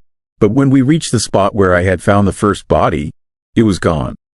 No body, no backpack, no gold, just an empty tunnel. The sheriff asked if I was sure about the location. I said yes, I was certain. He gave me a skeptical look but kept moving. We searched for 3 hours. Found nothing. No bodies, no gold, no signs anyone had been in the mine recently except for us. The search party gave up. Said the missing men must have gone somewhere else. They thanked me for trying and left. But I knew they had been here. I knew what I had seen. So after everyone left, I went back inside alone. I followed the tunnel to the chamber. The pile of gold was still there. Bigger now, maybe 4 feet high. And on top of the pile, I could see shapes. Bodies. The 2 missing prospectors. The man from yesterday. Others. Dozens of others. All merged with the gold. Their features still visible but smooth. Refined. Like statues cast in precious metal. And beneath the pile, something was moving. Shifting. A mass of gold and flesh and something else. Something old. Something that had been here long before the mines. Long before humans came to these mountains. It had been waiting, drawing people in with the promise of wealth. Consuming them. Using their bodies to grow. To expand. To eventually break free from this chamber and spread across the mountain. I felt it reaching for me. Not physically, mentally. It was inside my head. Showing me images. Promises. I could have anything I wanted. Wealth. Success. Peace. All I had to do was lie down on the pile. Let the gold take me.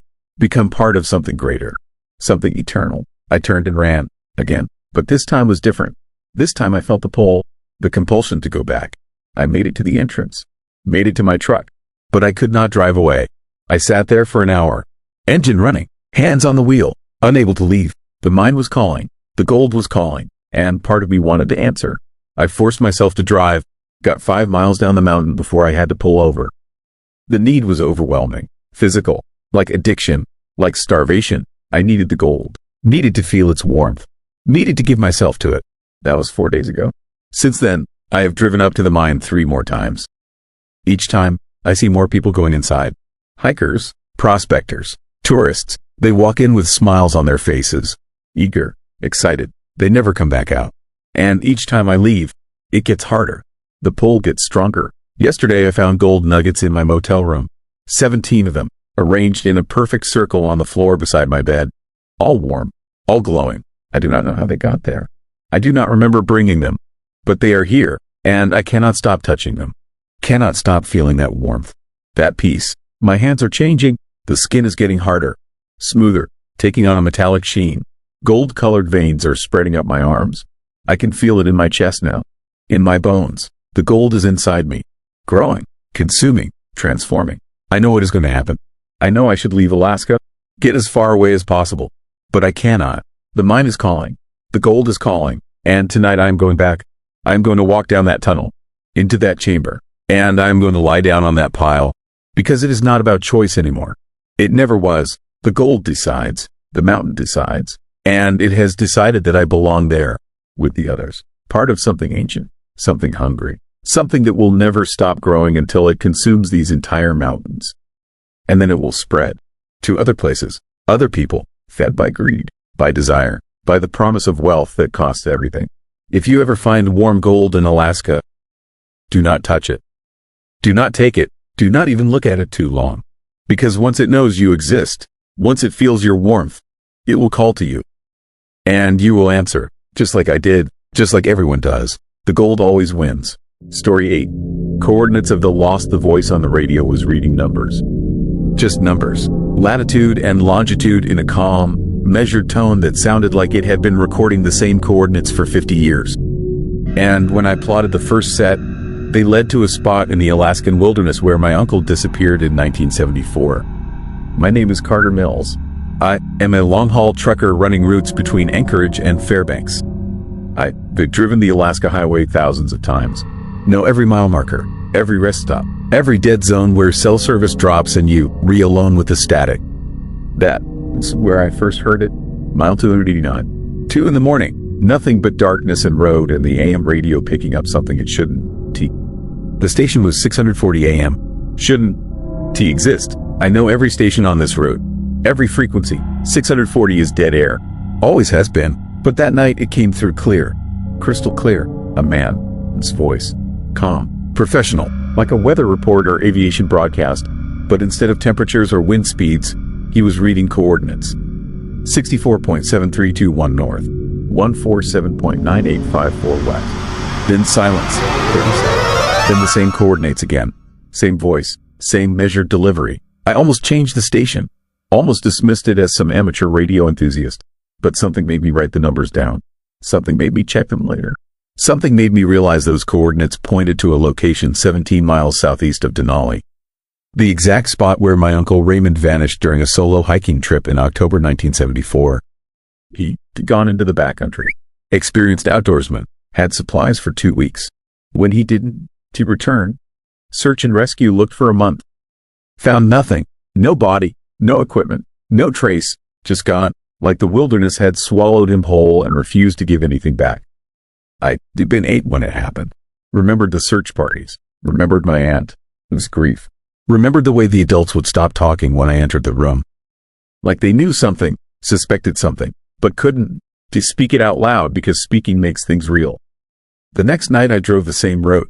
Same time, same location. The broadcast was there again, but different coordinates. 61.5432 north. 149.8765 west. I wrote them down, checked them when I got home. They pointed to a location outside Seward, a beach, and when I searched missing persons records, I found her, Jessica Holbrook, disappeared while beachcombing in August 1983. Never found. Another person swallowed by Alaska. Another case that went cold. I started listening every night. The broadcast appeared randomly, different times, different locations along my route, but always on 640 AM, always in dead zones, always reading coordinates in that same calm voice. And every set of coordinates led to a disappearance, a vanishing, a person who walked into the Alaskan wilderness and never walked out. Over 3 weeks, I documented 47 broadcasts, 47 sets of coordinates, 47 missing persons cases spanning from 1952 to 2019.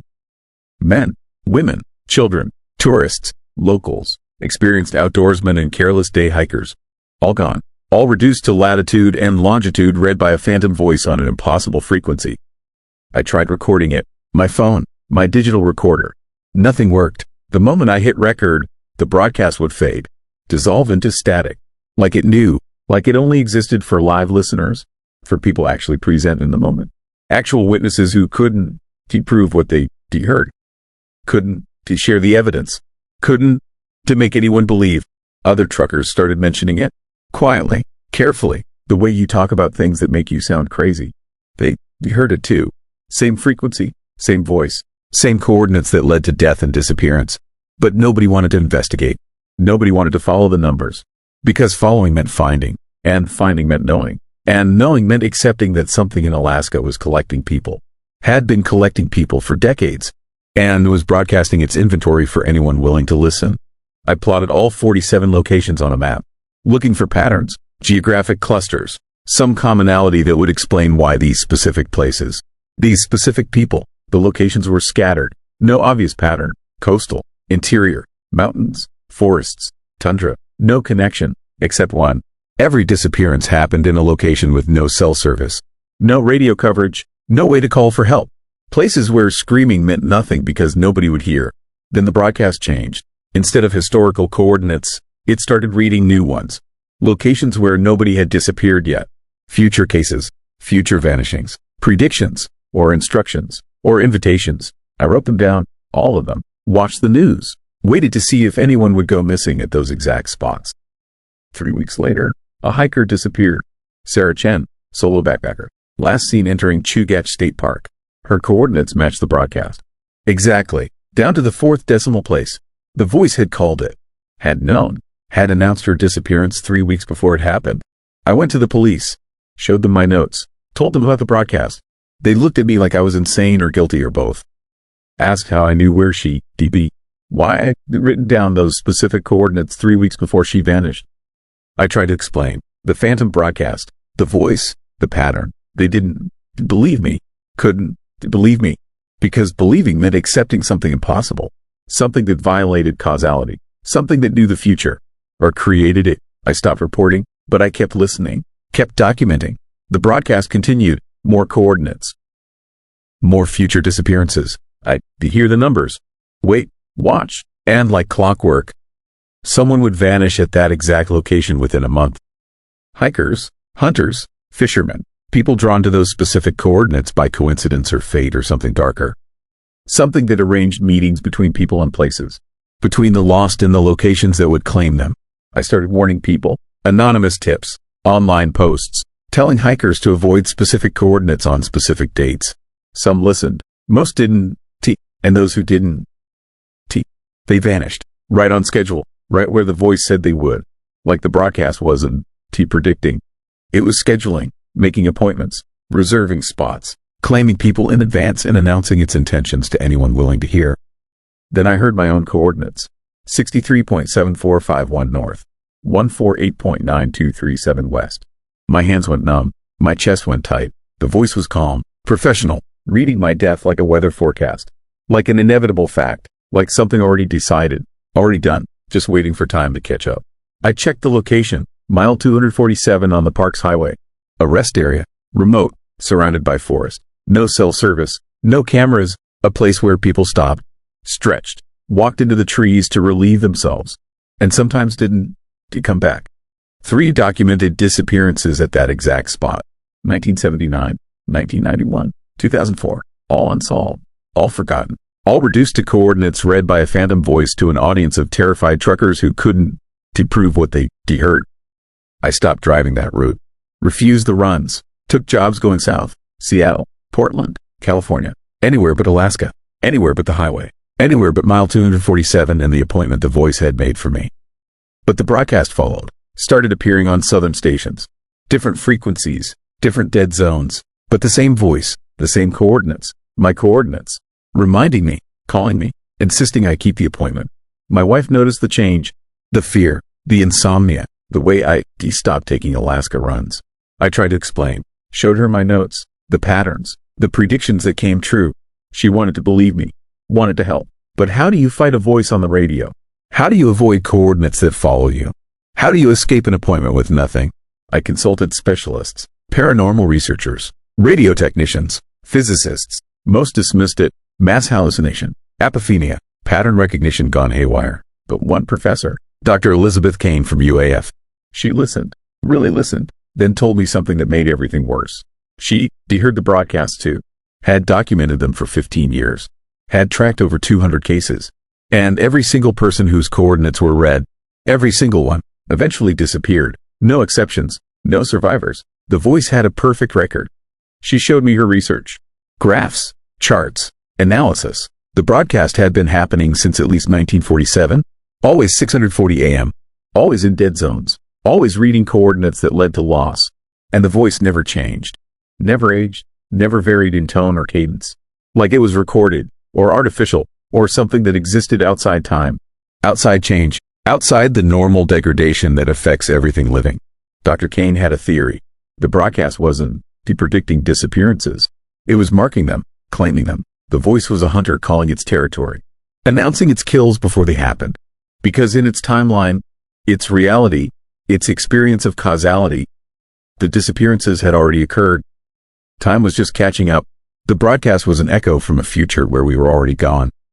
Already claimed, already reduced to coordinates read in a calm professional voice to anyone brave or foolish enough to listen. She warned me, told me about others whose coordinates were read. They all tried to avoid their locations. All tried to change their fate. All failed. One man moved to Australia. Disappeared from a remote beach. Same coordinates. Different continent. Impossible but true. The coordinates weren't about geography. They were about destiny. About fixed points in probability space that couldn't be avoided. Only delayed. Only dreaded. Only awaited with growing certainty. I am driving north tonight. Back to Alaska. Back to mile 247. Back to my coordinates. Not because I want to. Because I have to. The broadcast has made it clear. 3 nights ago it changed. Started reading a date. October 15th. Tomorrow, my appointment. My schedule vanishing. The voice has been patient. Has given me months to accept. To prepare. To understand that some things can be fought. Can be avoided. Can be changed. I'll stop at mile 247. Get out. Walk into the forest. Follow some invisible pull, some compulsion planted by the voice, by the broadcast, by whatever intelligence arranges these meetings between people and emptiness. And I'll vanish. Like my uncle, like Jessica Holbrook, like Sarah Chen and 200 others. I'll become coordinates. Numbers, latitude and longitude read in a calm professional voice to terrified listeners who can, to prove what they heard. Can, to change what is coming. Can, to save themselves or anyone else. But I'm recording this, uploading it, scheduling it to post after I'm gone. After my coordinates are confirmed. After search and rescue looks and finds nothing and eventually gives up and adds me to the list of people Alaska claimed. People who walked into the wilderness and became statistics.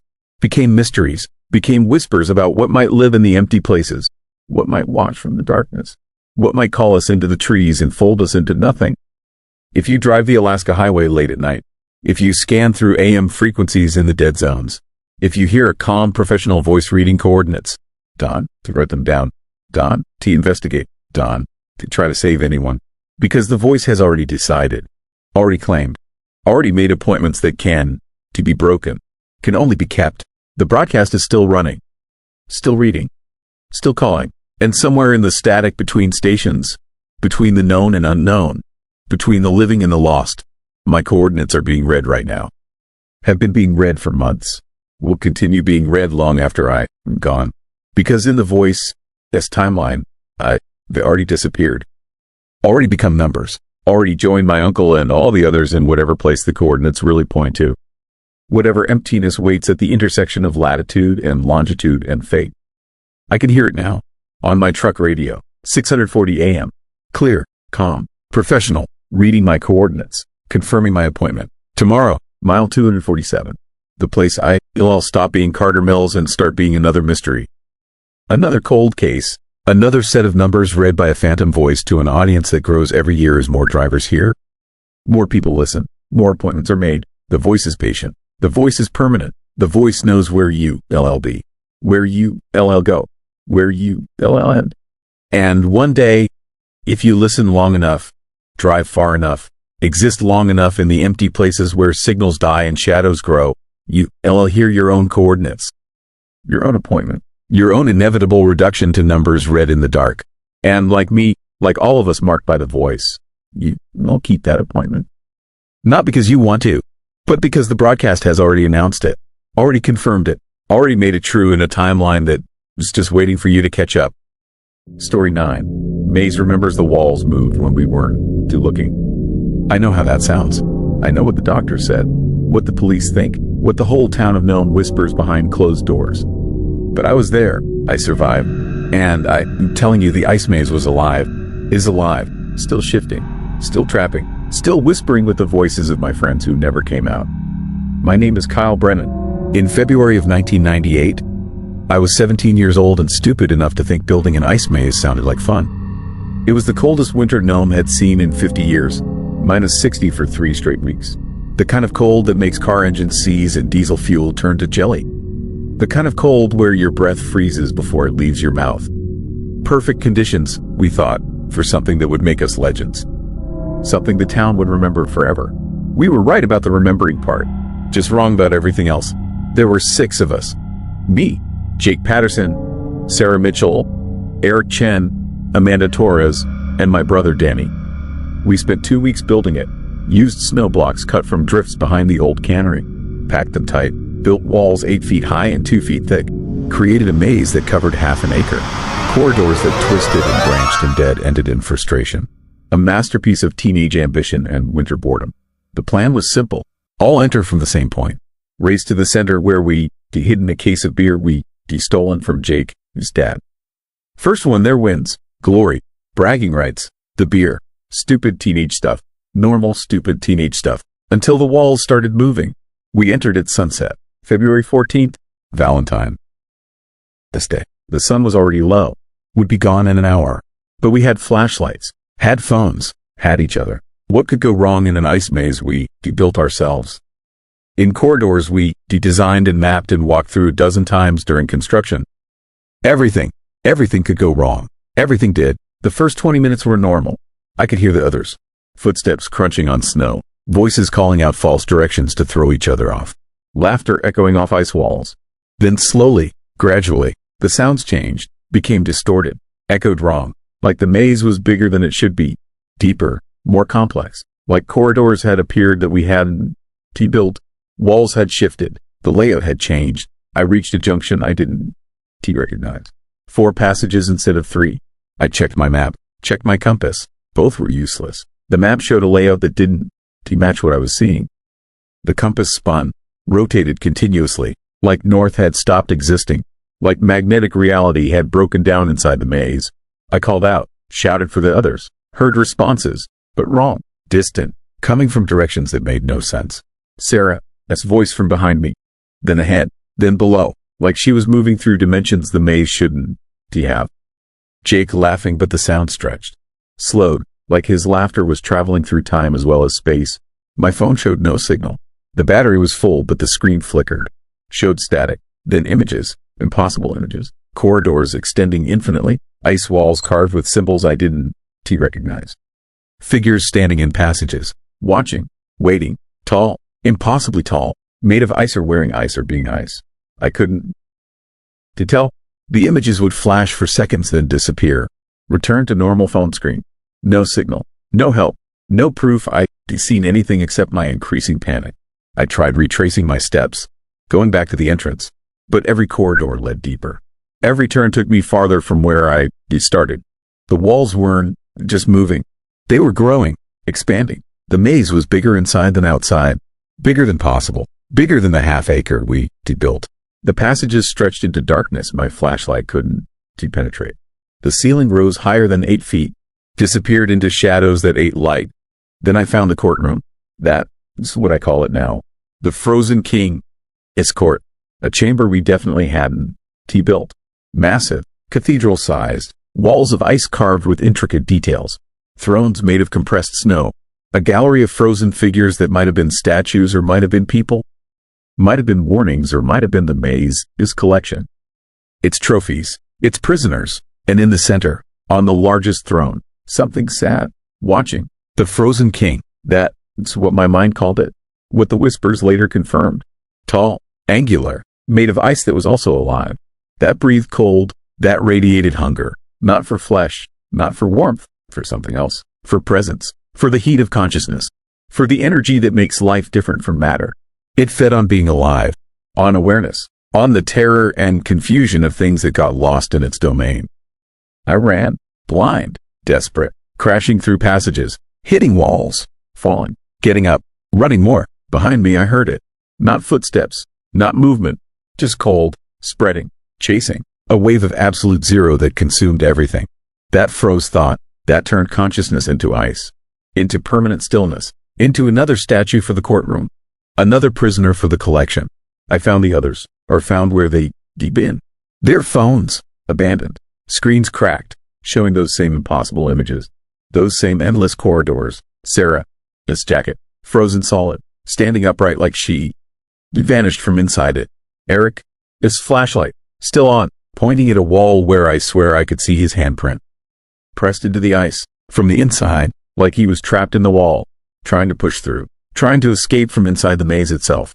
The whispers started then, voices I recognized, my friends, speaking my name, calling for help, promising the exit was just ahead, just around the next corner, just through this passage, but wrong, off, like they were reading from a script, like something was using their voices, imitating them, luring me deeper, trying to keep me lost, keep me wandering, keep me inside until the cold or the king or the walls claimed me like they claimed the others.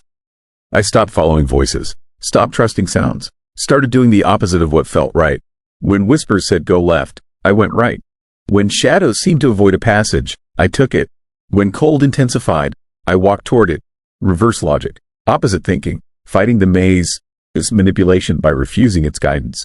And somehow, impossibly, I found the exit. Or it found me. Or the maze decided to let me go. Well, one survived. One witness. One person who spread the story. Who they make others curious. Who did lure more people to try. More consciousness to feed on. More heat to steal. More prisoners for the Frozen King, this eternal court. I stumbled out at dawn. 17 hours after entering. Frostbite on my hands. My face. My feet, hypothermia, delirium, babbling about moving walls and ice kings and friends trapped inside. The police found me, took me to the hospital, thought I was insane, thought the cold had damaged my brain, made me hallucinate. They searched the maze, brought dogs, thermal cameras, ground-penetrating radar, found nothing. The maze was exactly as we built it. Half an acre, 8-foot walls. The layout matched our plans. No extra passages, no cathedral chambers, no frozen court, just ice blocks and snow and empty corridors that led nowhere. But my friends were gone, vanished. No bodies, no tracks, no evidence they ever entered. Just their parents, grief, the town, suspicion, the unspoken accusation that I done something, knew something, was hiding something. I tried to tell the truth, told anyone who listened about the shifting walls, the impossible geometry, the frozen king. Nobody believed me. How could they? The maze was normal, mundane, exactly what we built. Any strangeness was in my head. Any horror was delusion. Any truth was lie. They demolished the maze, melted it, scattered the ice, erased the evidence, tried to erase the memory, but they couldn't erase the whispers. I still hear them, 25 years later. I still hear my friends calling from ice formations, from freezers, from frosted windows, from anywhere cold concentrates, anywhere ice forms patterns. They still in there, still trapped, still wandering the corridors that exist in spaces between temperature and geometry, between cold and consciousness, between the world we see and the world that exists in frozen dimensions we never designed but somehow built anyway. Because the maze wasn't ours. We didn't create it. We discovered it, revealed it, gave it form in our world by building ice walls that resonated with something older, something that exists in pure cold, something that used our construction as anchor, as gateway, as invitation. The frozen king is real. His court is real. The maze that shifts and grows and hunts is real. It is still there. Not in space, in cold, wherever temperature drops low enough, wherever ice forms thick enough, wherever humans are foolish enough to build passages and corridors and structures from frozen water. They recreating doorways, opening gates, inviting something through, something patient, something hungry, something that has been waiting in absolute zero since before heat existed, since before warmth, since before life learned to stay liquid. Nome has the coldest winters now, record-breaking cold every year, like something is pulling temperature down, making conditions right, making ice thick, creating opportunities for the maze to manifest again, to hunt again, to claim more prisoners for the frozen king, his collection. And people are building again. Kids mostly, making ice forts, snow structures, frozen playgrounds, not knowing, not understanding, not listening to the crazy man who survived, who warns, who begs them to stop, to melt, to destroy, to never give the maze form, to never let it anchor, to never let the frozen king through. But they don't. To listen. How could they? I sound insane, look damaged, speak nightmares. So they build, and enter, and sometimes they dawn, to come out, and search parties find nothing. And the whispers grow louder. More voices, more friends, more family, more prisoners. I hear them every night. Sarah calling my name, Jake asking for help, Eric screaming, Amanda crying, Danny, God, Danny, my little brother, 13 years old, trapped for 25 years in frozen corridors that dawn, T-end. That can, T-end, that exist outside time, outside space, outside everything except cold, pure cold, living cold, cold that thinks, plans, hunts. I am 52 now. The frostbite never healed. My fingers are black, numb, dead tissue that somehow stays attached. Doctors want to amputate, say the tissue is necrotic, dangerous.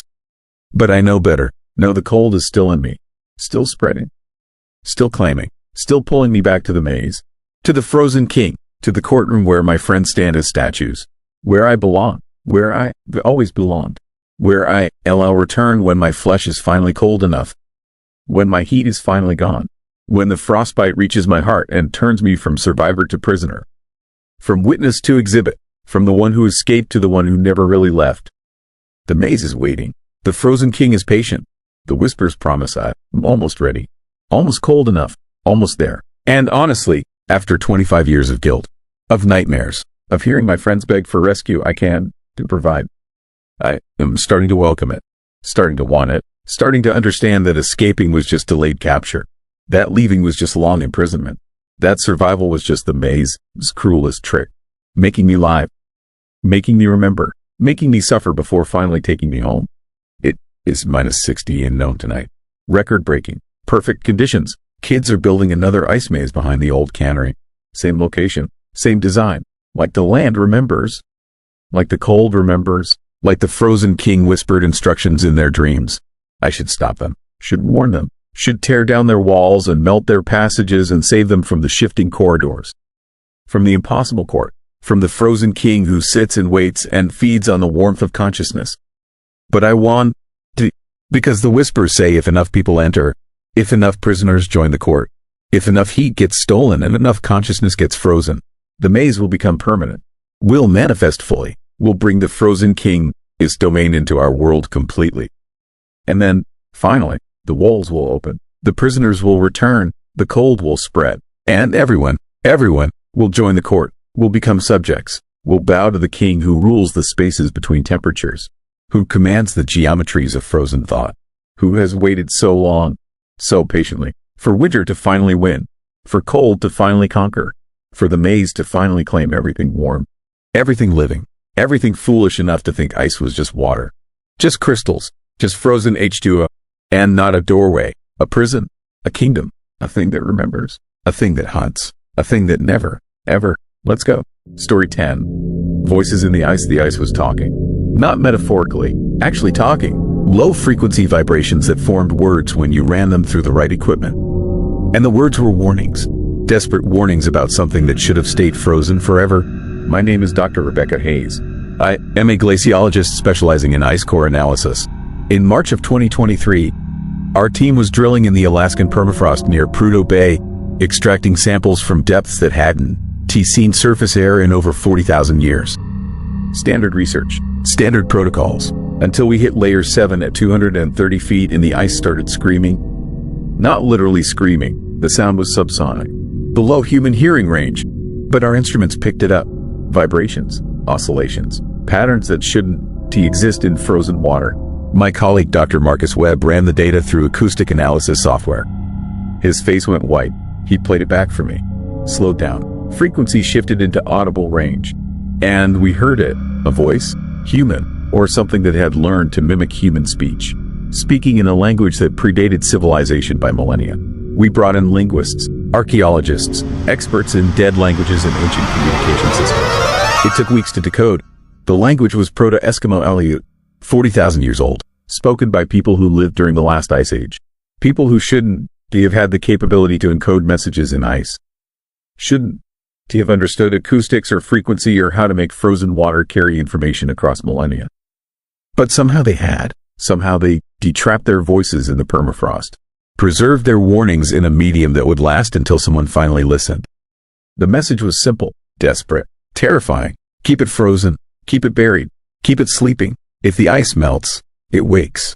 If it wakes, it spreads. If it spreads, everything ends. We found more layers, more voices, dozens of them, all saying the same thing in different ways. Warnings, please, instructions for keeping something contained, something dangerous, something that lived in the permafrost.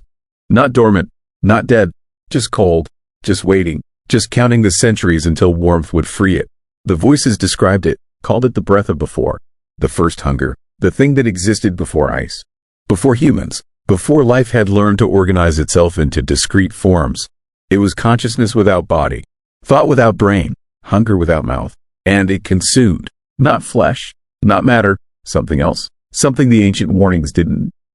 They have words for.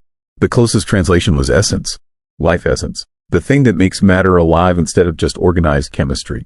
The Ice Age had trapped it, buried it under miles of permafrost, frozen it into dormancy, and the people who lived then, who survived the ice, who built fires and hunted mammoths and somehow thrived in a world of endless winter. They knew, they understood, they encountered it, fought it, contained it, and they left warnings, instructions, desperate messages for the descendants who would inevitably drill into the permafrost. Who would extract ice cores? Who would warm the samples for analysis? Who would accidentally thaw what should stay frozen forever?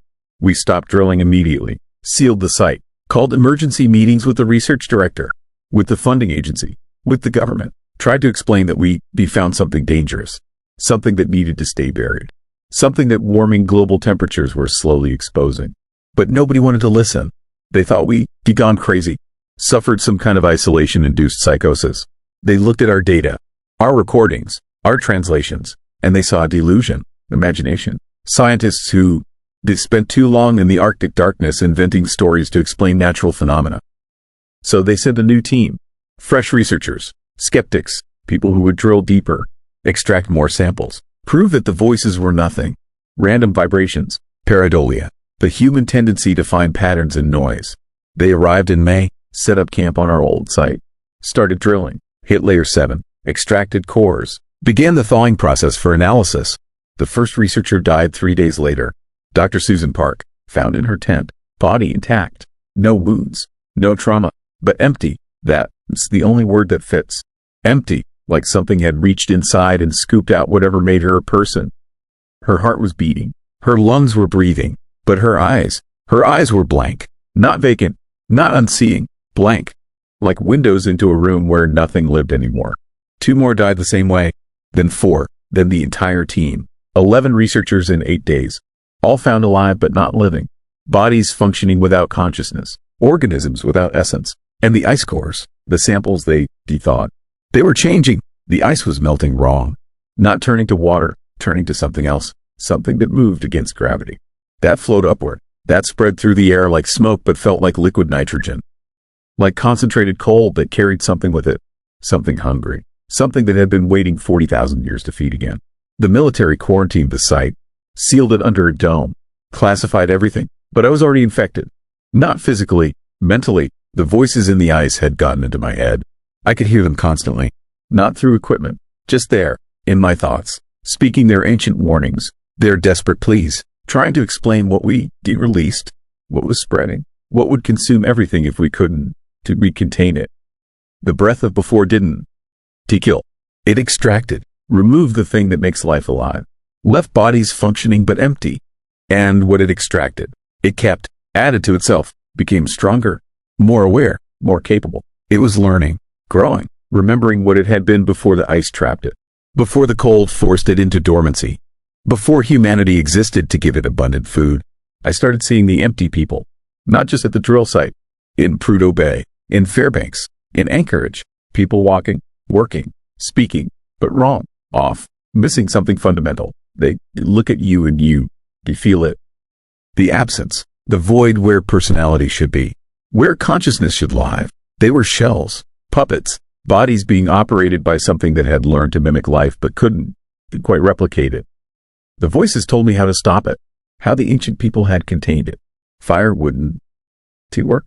Heat just made it stronger, more active, more hungry. You needed cold, extreme cold, colder than the permafrost, colder than the ice age, cold that didn't exist naturally on Earth, cold that had to be created, maintained, enforced. They'd done it with sacrifice, with human will, with consciousness volunteering to contain the breath, to wrap around it, to hold it, to freeze themselves in it together into dormancy.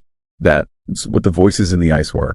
Not just warnings, prison guards, consciousness that had given up existence to keep the breath contained.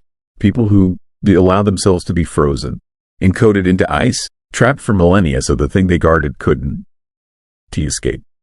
But we'd broken the prison, thawed the guards, released what they died to contain. And now it was spreading, growing, feeding, creating more empty people, more shells, more puppets that looked human but weren't. That walked through society undetected because nobody wanted to see, nobody wanted to acknowledge, nobody wanted to believe that the thing behind familiar eyes might not be the person they knew. Might be something else, something that had learned to wear human faces, human names, human lives. I see them everywhere now. In airports, in stores, in crowds, roughly 1 in 50. That is my estimate. Empty people, extracted people, bodies without essence. And the number is growing. Every week there are more. Every month the percentage climbs. The breath is feeding, spreading, building towards some critical mass. Some tipping point where there are more shells than people. More empty than alive. More it than us.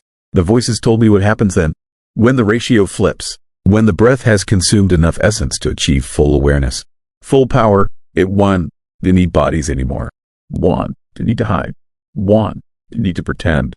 It won't just exist. Visible. Tangible. A living void that consumes consciousness and grows stronger with every feeding. And humanity, What is left of humanity? We all be food. Cattle. Essence batteries being drained to feed something ancient and hungry and finally free. I tried to warn people, published papers, gave interviews, posted online, tried to explain about the voices, the warnings, the empty people walking among us, the thing that is spreading through society one extracted consciousness at a time. But nobody listens. Nobody believes. They think I'm crazy, traumatized, suffering from Arctic psychosis. They point to my isolation, my exposure to extreme conditions, my obsession with the ice cores, and they dismiss everything I say as the ramblings of a broken mind. Maybe they rewrite. Maybe I'm crazy. Maybe the voices aren't real. Maybe the empty people are just my imagination. Maybe the breath of before is delusion. Maybe global warming is just warming. Maybe the melting permafrost is just water. Maybe the ancient warnings encoded in ice 40,000 years ago are just random vibrations I've misinterpreted. But I don't think so, because I can feel it inside me, growing. The breath found me, recognized me, marked me. I am being extracted. Slowly, gradually, my essence is being consumed bit by bit. Day by day, I can feel myself becoming empty, becoming shell, becoming puppet. Soon I'll be like the others, walking, talking, functioning, but not living, not conscious, not me. And the worst part, the truly terrifying part, I am starting not to care. The extraction doesn't to hurt, doesn't to frighten. It feels natural, right? Good. Like giving up a burden, like releasing something I was never meant to carry. The voices warned about this too. The breath makes you want it, makes extraction feel like relief, like coming home, like finally becoming what you were always supposed to be, empty, clean, free from the exhausting weight of consciousness. I am writing this while I still can, while enough of me remains to form thoughts, to care, to warn. The permafrost is melting. The ice cores contain warnings. The voices speak truth. The breath of before is real. It is spreading. It is feeding. And it is winning. Because we can. We fight what we won. To acknowledge. Can. To contain what we already released. Can. We freeze what global warming keeps thawing. Check the people around you. Really look. Look past the familiar faces. Past the practiced expressions. Past the learned behaviors. Look for the thing behind the eyes. The presence. The spark. The essence that makes them them. If it is missing, if there is void where consciousness should be, if they feel empty when you interact with them, then they are already gone, already extracted, already serving as host to something that is learning to be human while remaining fundamentally other. The voices are getting louder, not in my ears, in my absence, in the growing void where I used to be. They not warning anymore. They recalling, welcoming, inviting me to join them, to become like them, to give up the last fragments of essence and accept extraction, accept emptiness, accept the breath. I can feel it now, inside my chest, in my thoughts, in the spaces between heartbeats. Cold, ancient, hungry, patient. It has been waiting 40,000 years. A few more days, one. T-matter. A few more extractions, one. T-matter. Time means nothing to the breath. Only feeding matters. Only spreading matters. Only consuming every conscious thing until nothing remains except empty shells and the ancient hunger that wears them. I am going back to Alaska, back to Prudhoe Bay, back to the drill site where we opened the prison.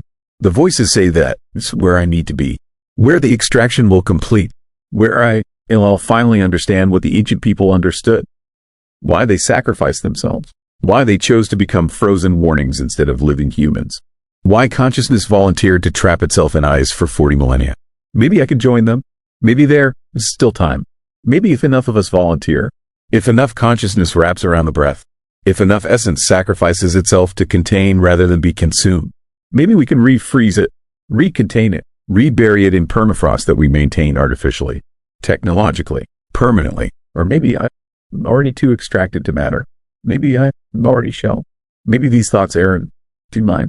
Maybe the breath is using what is left of me to write this, to spread its message, to prepare others for extraction, to make surrender seem noble, necessary, natural. I don't know anymore.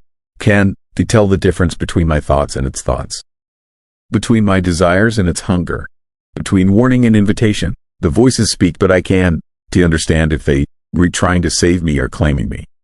The ice melts, but I can to tell if it is tragedy or inevitability. The breath grows, but I can to decide if I should fight it or feed it or become it. All I know is the permafrost is talking. The voices are real. The warnings are urgent. And something ancient and hungry is waking up in the thawing Arctic. Something that consumed consciousness 40,000 years ago. Something that remembers how good we taste. Something that's been patient. So patient. Just waiting for us to drill deep enough. Warm enough. Release enough. And now we have. Now it is free. Now it is feeding. And soon, very soon, I'll be empty. I'll be empty. Walking, talking, functioning, but not living. Not conscious. Not human. Just shells. Just puppets. Just food being slowly consumed by the breath of before as it remembers what it was. What it will be again. What it has always been beneath the ice. Beneath the cold. Beneath the temporary prison we mistook for permanent safety. The voices are calling. The ice is melting. The breath is spreading. And I am going home to the permafrost. Going back to the cold. Going to join the warnings frozen in time. Going to become message. Going to sacrifice essence so maybe, just maybe, someone else will listen. Will believe. Will understand before it's too late. Before we're all extracted. All empty. All consumed by something ancient that humanity forgot. That the ice age trapped. That global warming freed. The permafrost is talking. Can you hear it? Listen. Before the voices stop. Before the warnings end. Before the last consciousness sacrifices itself to contain what should have stayed frozen forever. Listen. Before you were too empty to understand. Too extracted to care. Too consumed to remember you were ever alive at all. The last whisper fades, but the cold lingers. If you felt the dark tonight, subscribe and turn on notifications. The next story waits just beyond the ice. Tell us where you're listening from or share your own strange encounter. Your words feed the fire here at Midnight Whispers. Alaska's night is long, and our stories are longer. Until next time, keep your eyes open and your footsteps soft.